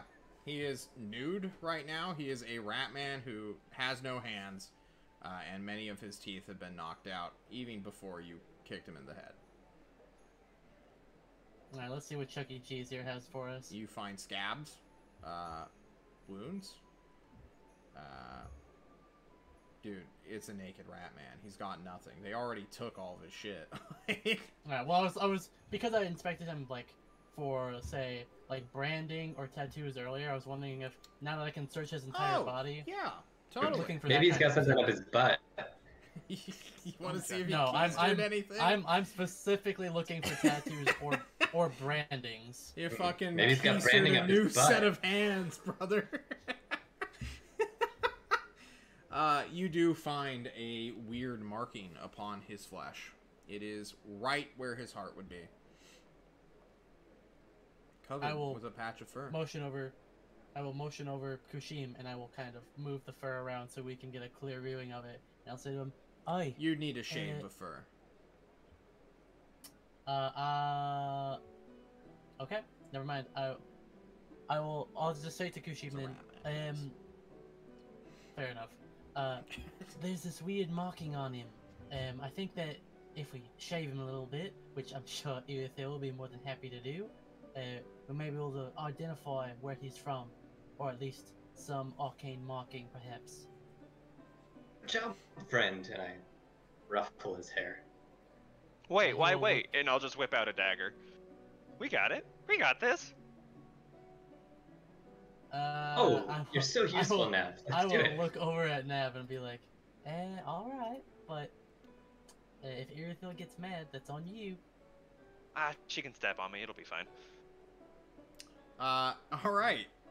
Midway through shaving this rat, Irithel and 5 guards of hers will show up to find you all shaving the breast of a rat man. Many questions will be had, but Irithel will watch you guys continue in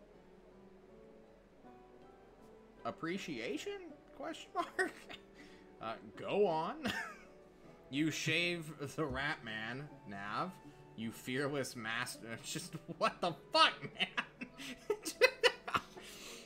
And you can indeed find a strange symbol upon its, well, right over where its heart would be.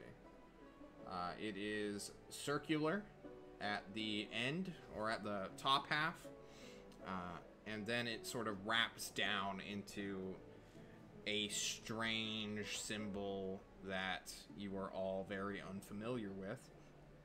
But Kushim, with your eyes of knowing every language, you see that this is a symbol that reads, in some unknown tongue and script, dedication.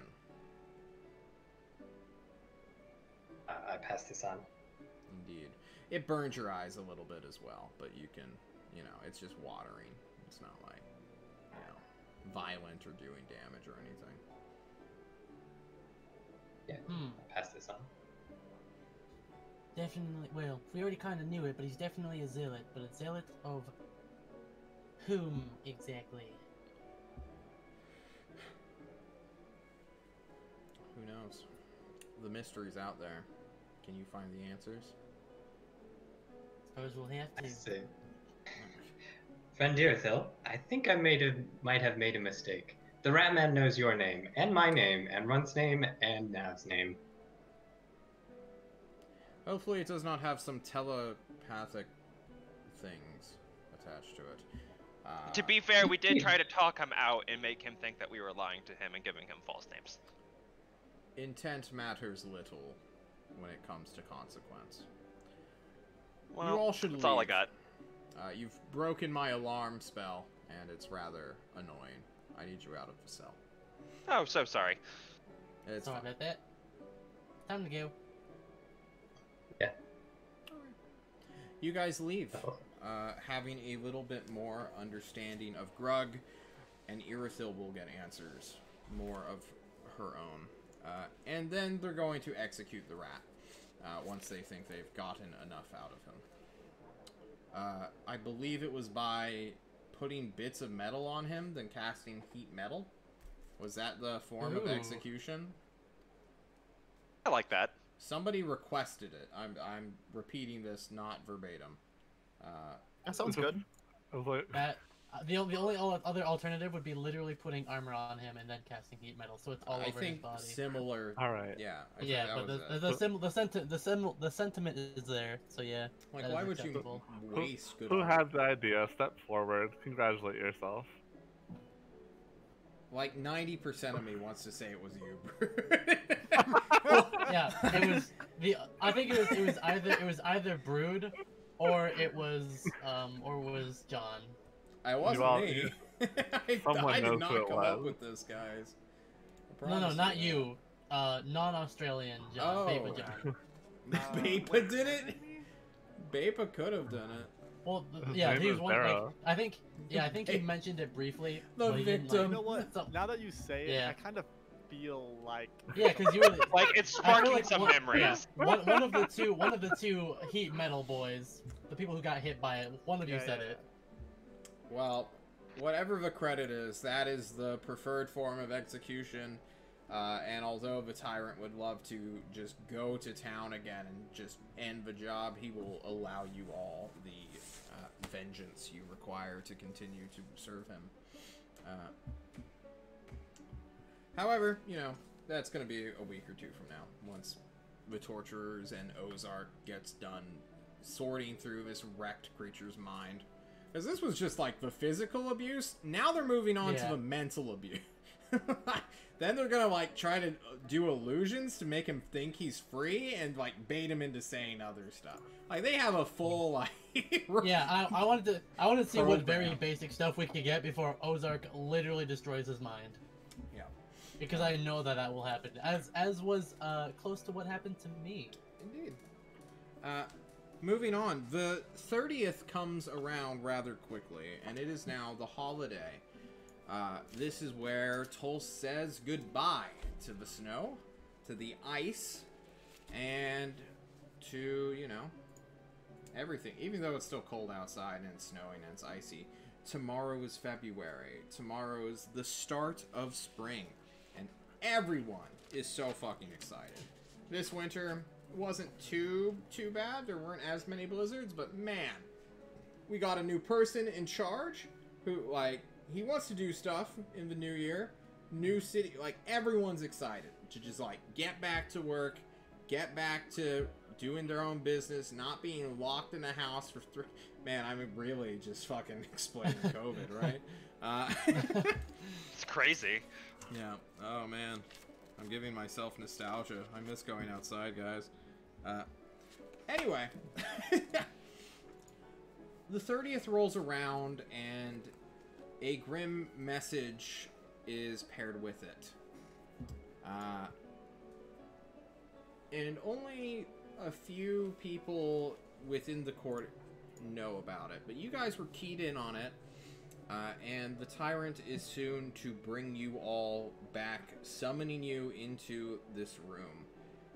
The courtroom now, where Arvo is, where a angelic 6.5 foot tall, blue-haired woman with really, really, really long blonde hair, which is like formed up into some big-ass bun, is also there. Irithil, as well as a few representatives of the Ulatheans, are also there, many being guards to Arvo and Irithil. But that guy you beat the hell out of for magic missiling Revik to unconsciousness is, you know, wearing a cast as though his arm was broken. Even though you're pretty sure you didn't break his arm is broken now. So he was probably punished, or, you know, punished. And, if I'm not mistaken, someone else is there as well.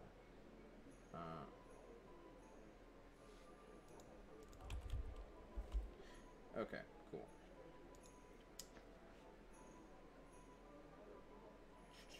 I'm looking at my list. The tyrant's there. Who am I forgetting? His bodyguard. Ozark! How could I forget Ozark, guys? You love Ozark. I love Ozark. He's great. He's there too. And on these 3 tables, there doth be items of magical power. All Sounds sexy. of you shall be getting one. Ooh. However, this is paired with a goodbye in a way, because he's sending you to war. So, Oh yeah, that's fine. Yeah, Wow, cool, the it's diplomacy cool. team did really bad, huh? yes. Rip. Oh. So, Good news or bad news first? Tyrant asks, kind of cheerfully, but like pained a little bit. Bad news, please. Bad news, Agree. please, so I know how to properly think about it. What do you all know of Destry? They're kind of a shithole, right? He gestures to the world map. Not much, honestly. Good. I will explain briefly then. Destry is to the east across the domain of Thorazor. Thorazor and Alkazan are at war, blah, blah, blah. We're skipping over them. This is a new problem completely separate to that entire area. Destry was once ruled by vampires known as the Bad Bagels. Clearly a pseudonym to hide their real identity, but one they settled on several thousand years ago, or several hundred, we're unsure. It is roughly 1,000 or so miles away, give or take which direction you go through, since you can't just move through a mountain. But it is currently beginning to mobilize. These vampires were ousted by a warlord known as Fresnoth and 2 supporters, the Duke and Duchess Aldrich. I suppose that is the family name. Yes, Aldrich. And then there is the Duke, known to us as Grothil. Or Grothel. I'm not sure the true pronunciation. He's a minor nobility within that area. I care nothing for him. Anyway, there was also another Duke. He was known to us once as... And he looks to Ozark for help. And John looks to Chat. Chat, what is this random Duke's name? Someone, give me an NPC name right now. I'll take the first one. This is your chance. Alright, Gibby. Fuck you, Gibby. Tamer. Basil. I know Basil it. Bagel. Basil. Basil's a cool name. Oh, Basil fuck. the Bagel. I've only seen Basil. No, no, no, no. There's like a 30-second delay or something. I'm waiting. Oh, come on, guys. Anyone type in chat. Basil. Please. Duke Basil it is, unfortunately. Based. And we already know his theme song. Alright. Duke Basil of the North was an administrator duke who was then promoted to replace the Bad Bagels in their hierarchy.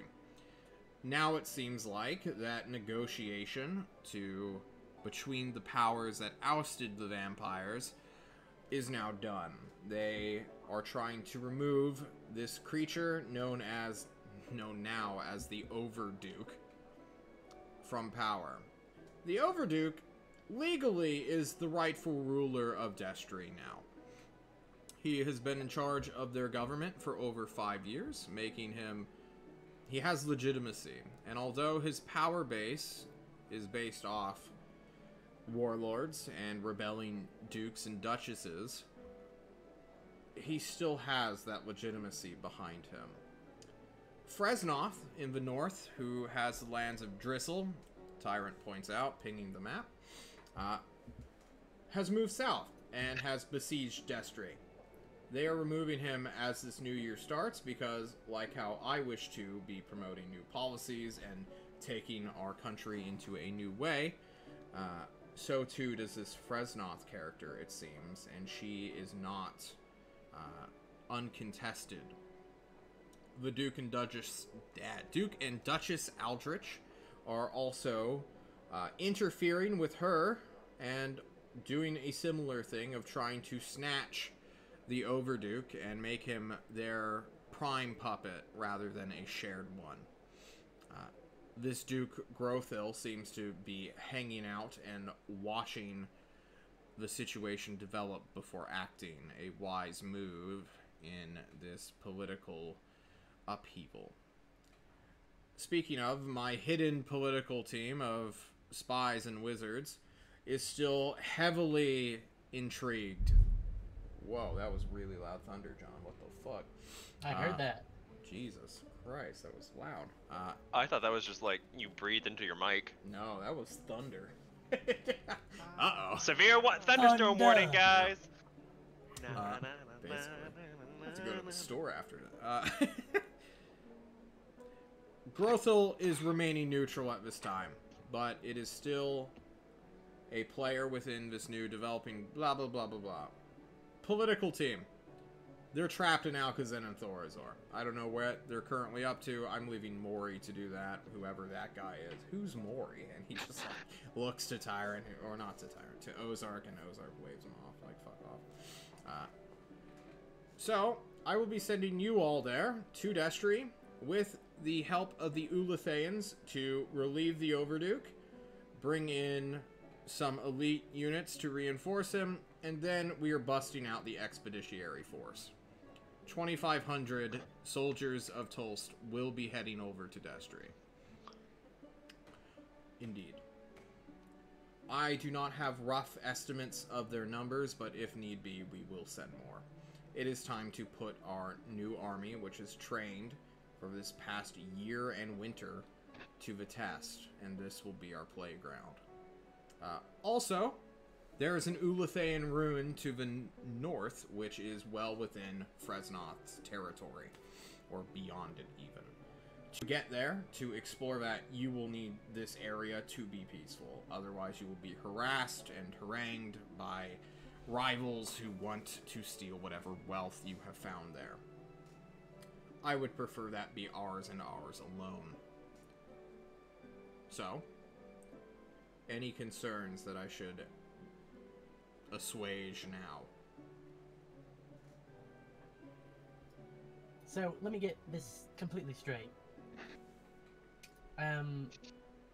Our diplomacy team is either in Thorazor or in Alcazar or split in both. Is that correct?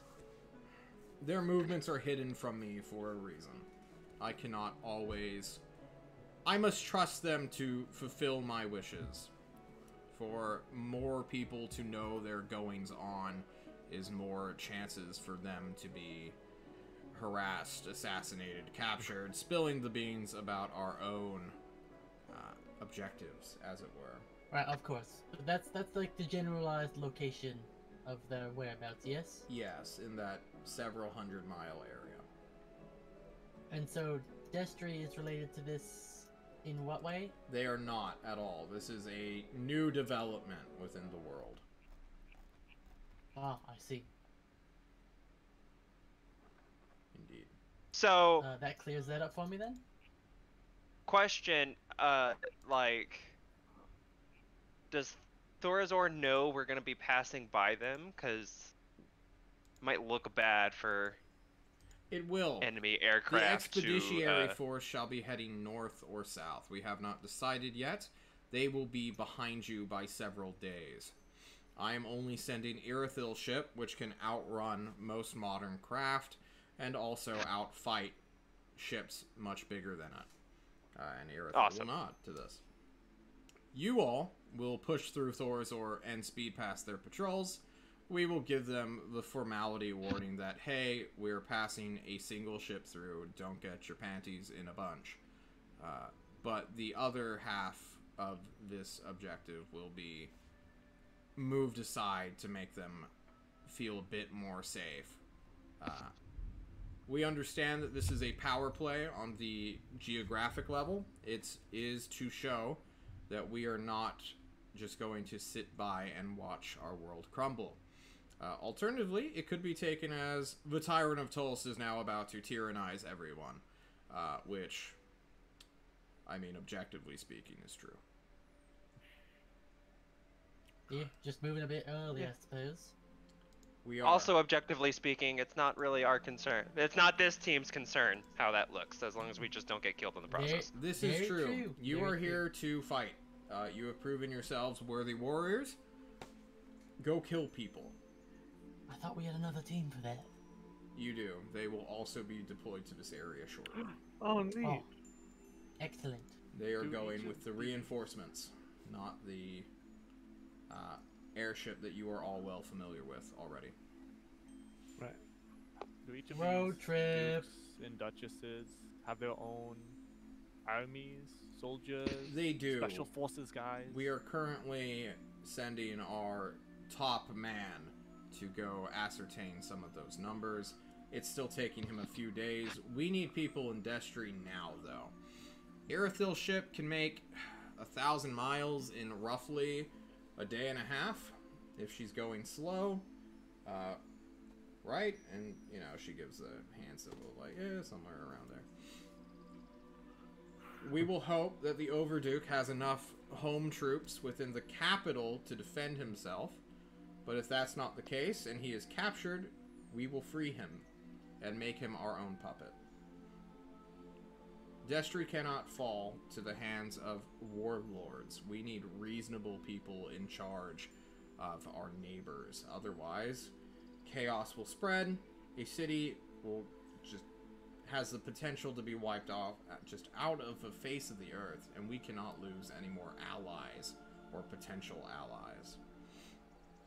So, we will crack a few eggs to make the best omelet.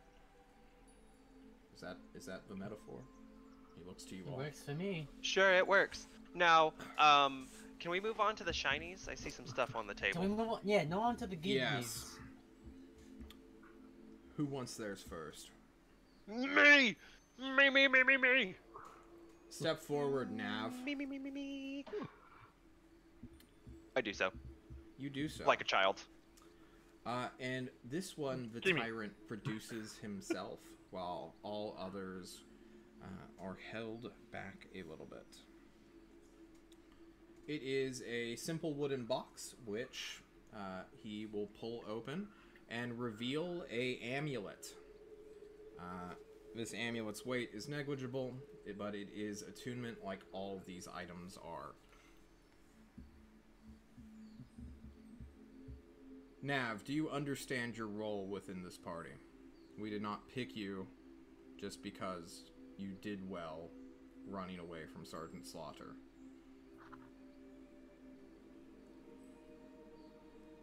No. Good. I will tell you now. It will be your job, as well as your friends' jobs, to keep each other alive. We expect you to be in melee with minimal range support at your disposal. To defend them, you must put something in their way to keep them alive. And with that, I present you this. This is an amulet. And you can touch it. It is of brass. There is a strange symbol etched within a crown that has been chiseled out. And potentially, if you look to the back, there is a small hoop where you can wear this as a ring, potentially. Super potentially. I don't know why this ring was included in the item description. But there it is. This is a pendant of my pure agitation. You missed that opportunity, but when I focus my anger or my disdain, it can freeze even the bravest of hearts. It is less effective away from me, for I am channeling my own agitation through this, but once per day you may use it, and I will send a little bit over to wherever you are. And I will send you the details of this item later. That's epic. No, I think I know what he's doing. You know your Fallen Scourge bullshit? Yeah, This that's is the... this. Strength to Okay. 11, bro. The starting DC is 25, and it loses 1 DC per 100 miles. Okay. So, 1,000 miles away, it's a DC 15. The minimum it will go is 10. The closer you are to the Tyrant, the more effective this is as well. So the lowest it will ever go is to 15. The lowest it will ever No, go 10. is 10. 10. Okay. No, I thought like 10. Yep. I was thinking mileage. Lowest to 10, highest to 25. Very strong. It is also a basically it's an AoE dragon fear, basically. Fuck, man. It's literally putting the frighting condition on anything within, like, a 60-foot radius. Who is not your friend. Or, no, wait. Hang on. No, there's a caveat to this. Excuse me. I'm giving you, like, the crappy thing. I could read this verbatim, but I don't want to. You can just send it to me. Yeah, I will. It is not your enemy. It is the tyrant's enemies. So anyone who considers themselves, like, an enemy of you, and, you know, adjacent the tyrant, it will work on.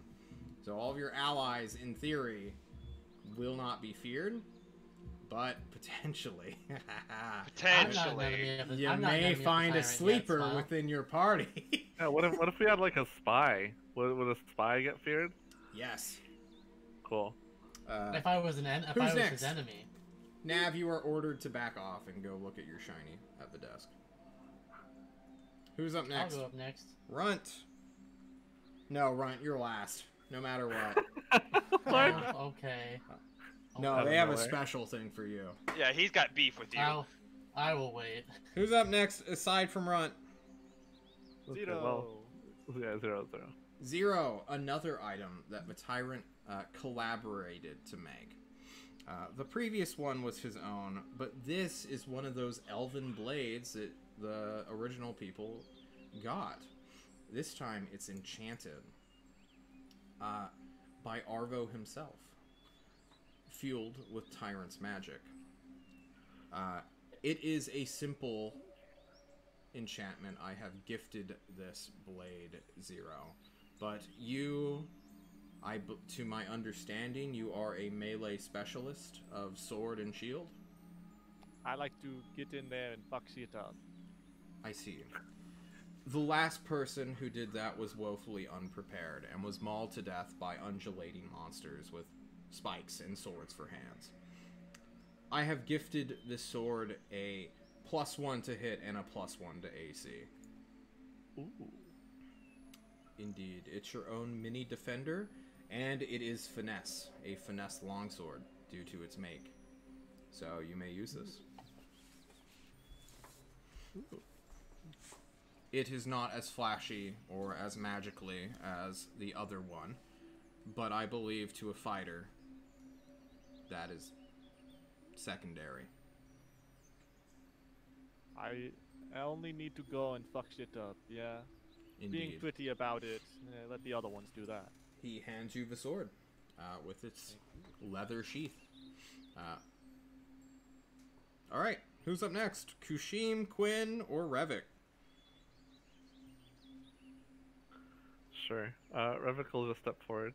Revik, you step forward, and the tyrant's eyes fall upon you with a small sadness. Revik, I can feel your anger and your hatred to Irithil. It was immediate the moment you first stepped foot in my halls, and although I respect your autonomy, as I respect everyone's, except for the people who kill my friends, this needs to stop. We are entering a war. You two must make amends. And Irithil, despite following her best judgment, did wound you in a way that transcends the flesh. I cannot apologize on her behalf, so I will force her to apologize by gifting you an item of their own. And Irithil is fucking livid. There's a small smile. There's a very small smile. Oh, she fucking hates this shit, man. It is a cloak. Currently, it is of mottled white, gray, and black. So there's swatches and patterns all over in a winter camouflage. It is for normally sized medium, but adjustments have been made so that you may wear it.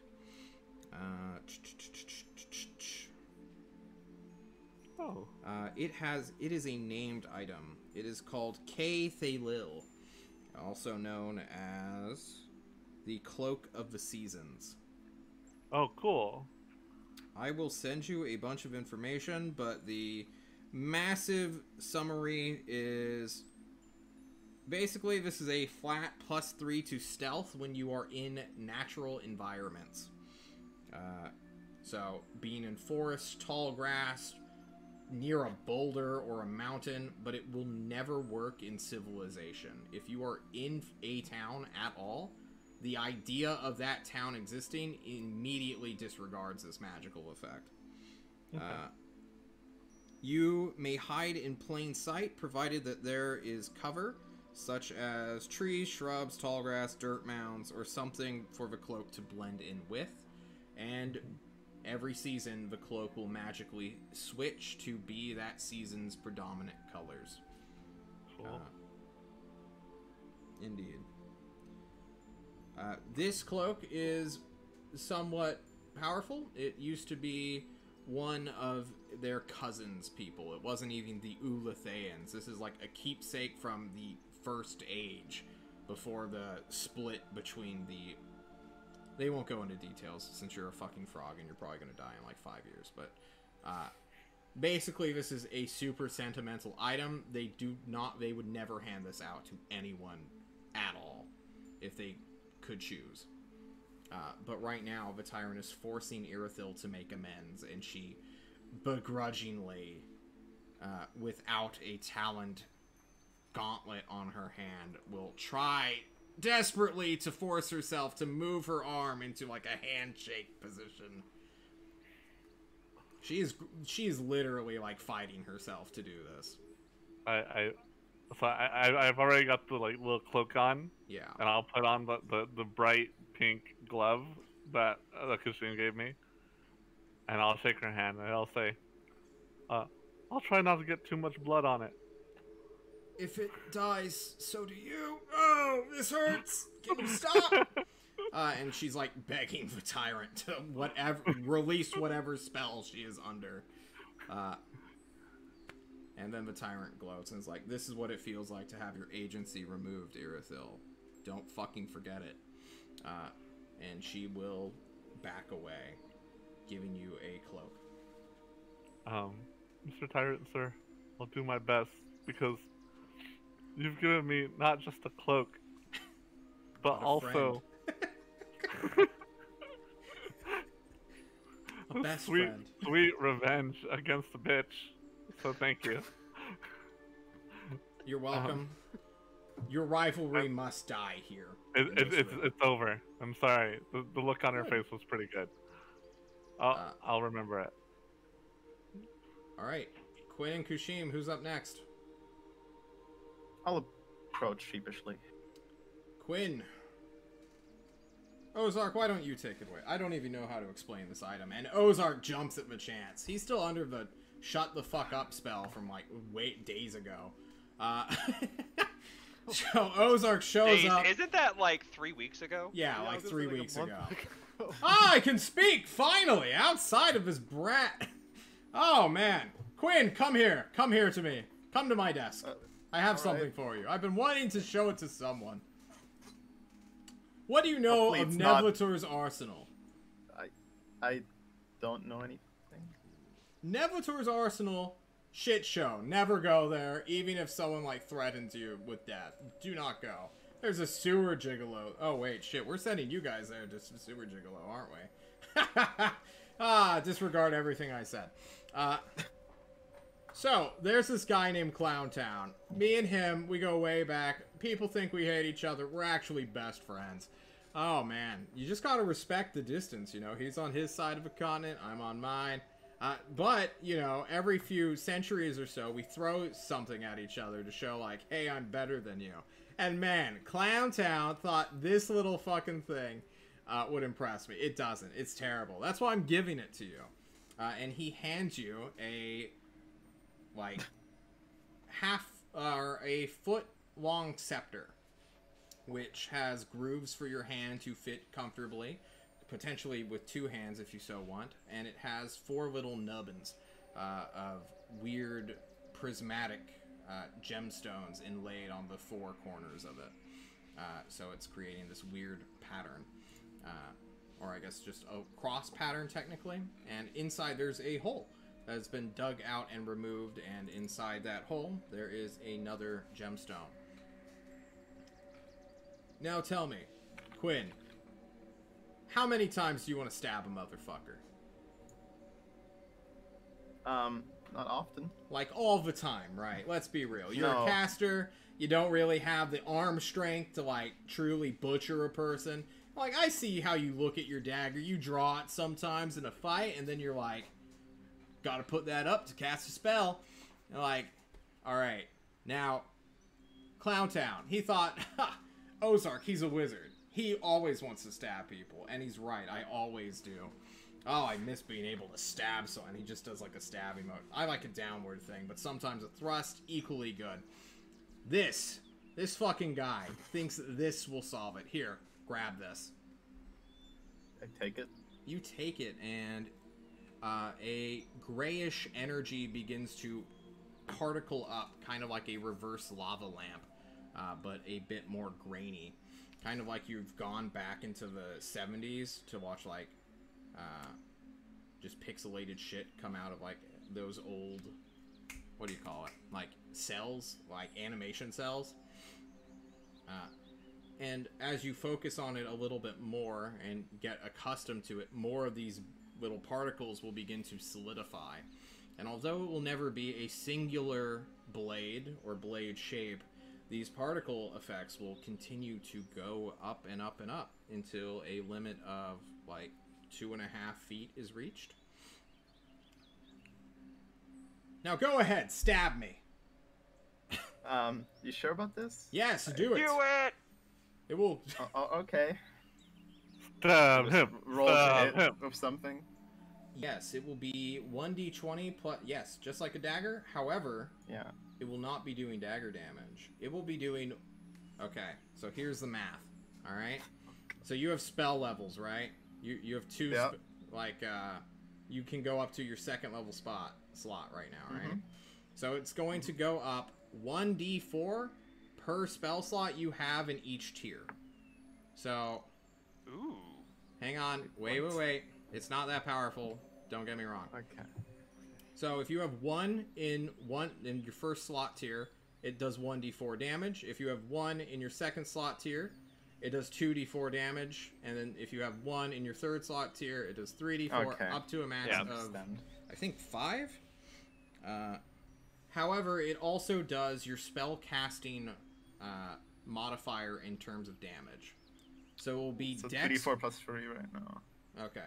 Well, it's going to be your dex to hit, Plus dex. dex or strength to hit, excuse me, since strength is also learning how to swing a blade. But it will be your those d4s plus your spellcasting modifier in terms of damage. Also, What's this it thing is. called exactly? I think this is just called. Let me look. Actually, this is called the Essence a bit Particle fucked. Sword. Aw. The Okay. more spell slots you have, like following that 1-1-1 pattern, since it doesn't matter how many slots you have in total, like how many, like if you're having 4 in one, it's still gonna just be 1d4, right? Mhm. What was I trying to say? Oh, it also does necrotic damage until you're level 9, in which case it will mirror your alignment, since you'll actually show up on the world scale of having an alignment. It's a pretty dope weapon. I'll send you the details later, but you can turn it off and on whenever you want. It's literally just a thought away from turning it off. So you're not like swinging a sword anywhere. You're literally like moving your hand and then activating it to just thrust them with fucking necrotic. Doctor You're- Strange. Yeah. You're lightsabering. Yeah, Literally you're, a lightsaber. you're like lightsabering, but through like the VR goggles. They're not like real lightsaber.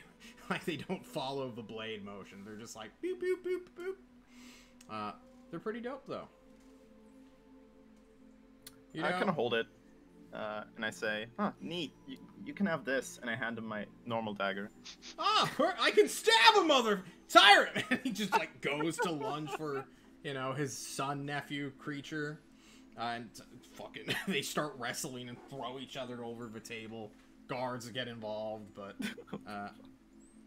Arvo speaks up in his mechanical voice, not even paying heed to this. Who wants the next item? Ah, it's Kushim. Come here, Kushim. Oh, yes. It looks like I am the one to explain this, even though this is not my gift to you at all. And one of his helpers will go to where Ozark was sitting as well, while the two Tyrant and Ozarks thrash on the ground against each other. And the guys who broke his arm, I suppose, will gently move a arcane focus to your hand. It is a small scepter, also like 1.5 foot long, but this one is much more worn. It's also made out of wood rather than metal. And it is apparently what the Tyrant used as a child to first dip into mastering his potential as a warlock when he was being trained as one. After the two stop fighting, Tyrant will give an explanation. Kushim, there is a sadness when it comes to being one of our own classes. I am a trained warlock of the 17th level or so, and that was before I inherited this power. When I was a child, I still had access to a shitload of magic, though, and Ozark made me a device which allowed me to cast spells as though I was a normal warlock in training. This, until you reach the 4th circle of spell slots, as they are known, shall allow you to divide the ones you currently have into fractions based off the 1, 2, 3 scale. So you can Neat. turn a 3rd level spell slot into 3 first levels, a 2nd level into 2 first levels, so on and so forth. It will potentially allow you to cast multiple spells per day, which you then can regain on a short rest. I would recommend you get the most out of it while you can, because once you hit 4th level spells, the magic can no longer separate such, like, it's just a crappy enchantment Ozark made on whim. It's not a real thing.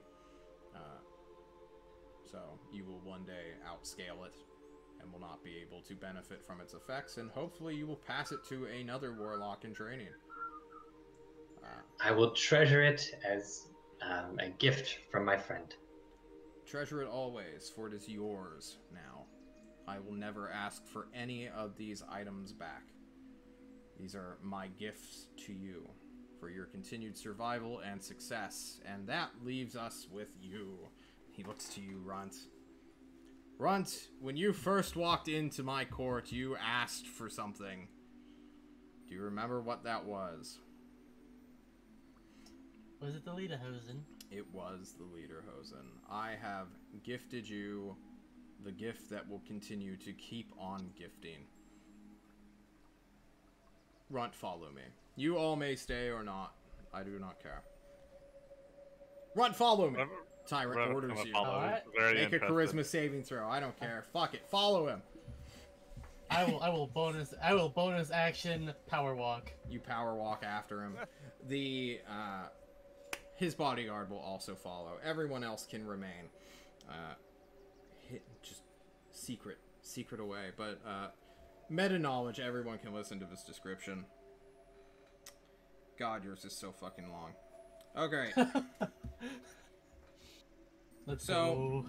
You are brought into a closet or a dressing room, and within it is a small rack, and on a hanger is the weirdest jumpsuit you've ever seen in your fucking life. It is a full body, and he calls it, he looks at the name, a stealth suit, he calls it. It is made out of 3 layers. The first one, which will be attached to your skin, is silked clothing or a silk layer, which is enchanted with anti-chafe spells. Which, does... Yeah, it just doesn't, get anywhere you don't want it to be. It's super nice. The next enchantment is a strange fibrous padding, which Tyrant will try to show you by peeling back the very first layer, which we'll get to in a moment. And you will see these white, almost muscle-like cords that have been woven together to create a tight binding. Is this a nano suit? No, it is not. Okay. These are both enchanted and mechanically woven by the best tailor in the world, known as Hodel, within the Forge of Alvin. The Tyrant gives you that knowledge freely. It will cling tightly to you, which is another reason why the anti-chafe layer exists, because this shit will ride you like no fucking tomorrow, Runt, my man. And the last one is just a very thin padded layer, which will pressurize the rest of the layers together. So when you wear this, you'll basically just be vacuum sealed within, not letting water in or air. Like, you will sweat in this motherfucker too. This is both going to be super comfortable, and then you're going to take it off and you're going to smell. It is currently painted black, but there's no reason you can't, camo it up at all. And the best bit of all is you can wear anything over it. Including leader hosen. Anything? It acts as studded leather armor, so it's 13 AC. And it also gives you a +2 to strength, to a maximum of 15 or 18. Nice. Yes. I will send you all... Well, I have to type these up, and then I'll send you all the information to your attuned items.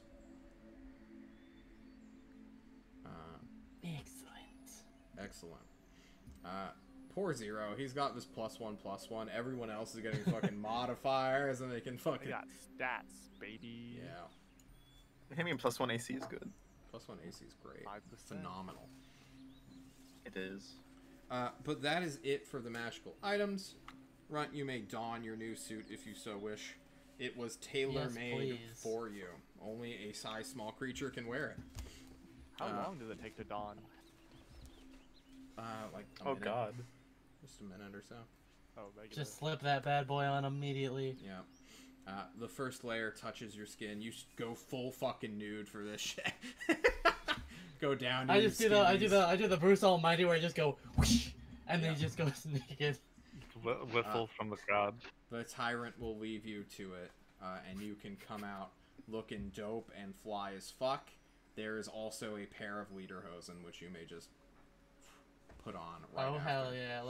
Of course. So you got this like full body suit, and then like straight out of Metal Gear Solid, and then you fucking put on the fucking lederhosen. I was about to say, is this like a solid Snake suit? More or less, yeah. Hell yeah. The Tyrant will arrive back into the room. Greet you all one more time.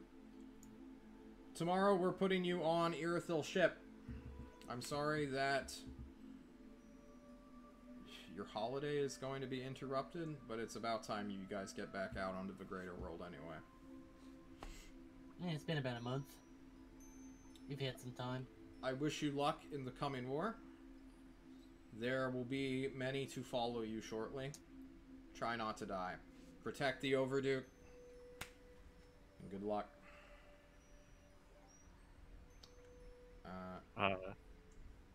Yeah. We run out very ready. We're like, do you want to live forever? I'm sorry. I can't. I can't. Ignore that. Ignore that.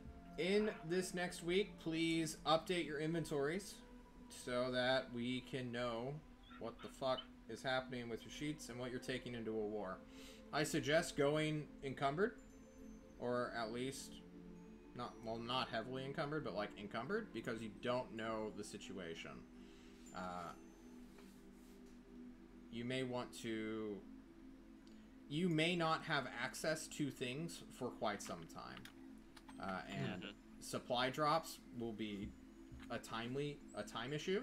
And if you need something soon or quickly, you might not have that opportunity to get it. So Some food and water is no problem. It might be. The ship has stocks that are on an Excel spreadsheet. They are currently at their normal capacity, and they can always leave and like go get more stuff. But if you need food, if you need rope, and the ship's gone to restock, you're gonna have to come up with some creative solutions. So this is your time to make a stockpile, fill out the party sheet, get something that you might need in the future, and then, you know, go to a war zone that is active. Maybe we can Now I talk can about carry- that. Yeah, we could probably talk that like out of the session Good. I'm glad. over the course of the week. Because we are wrapping it up here for today, folks. But any shout-outs you guys want to make? Shout out to Basil. Fucking Basil. Shout out to Miros, who I failed to get the +1, the elemental weapon to. Oh yeah, who's taking that? You want that? Fucking. Hey, I no longer have negative strength. I could use it. Hey, Eric, if you don't want it, yeah. Oh god. Eric, do you want the Somewhat. pickaxe? You can take it. Fuck yeah! All right. Yes! I Give me tried, Eric. I tried, Miros. I tried. I'm sorry. Have a good one. That's it. All right.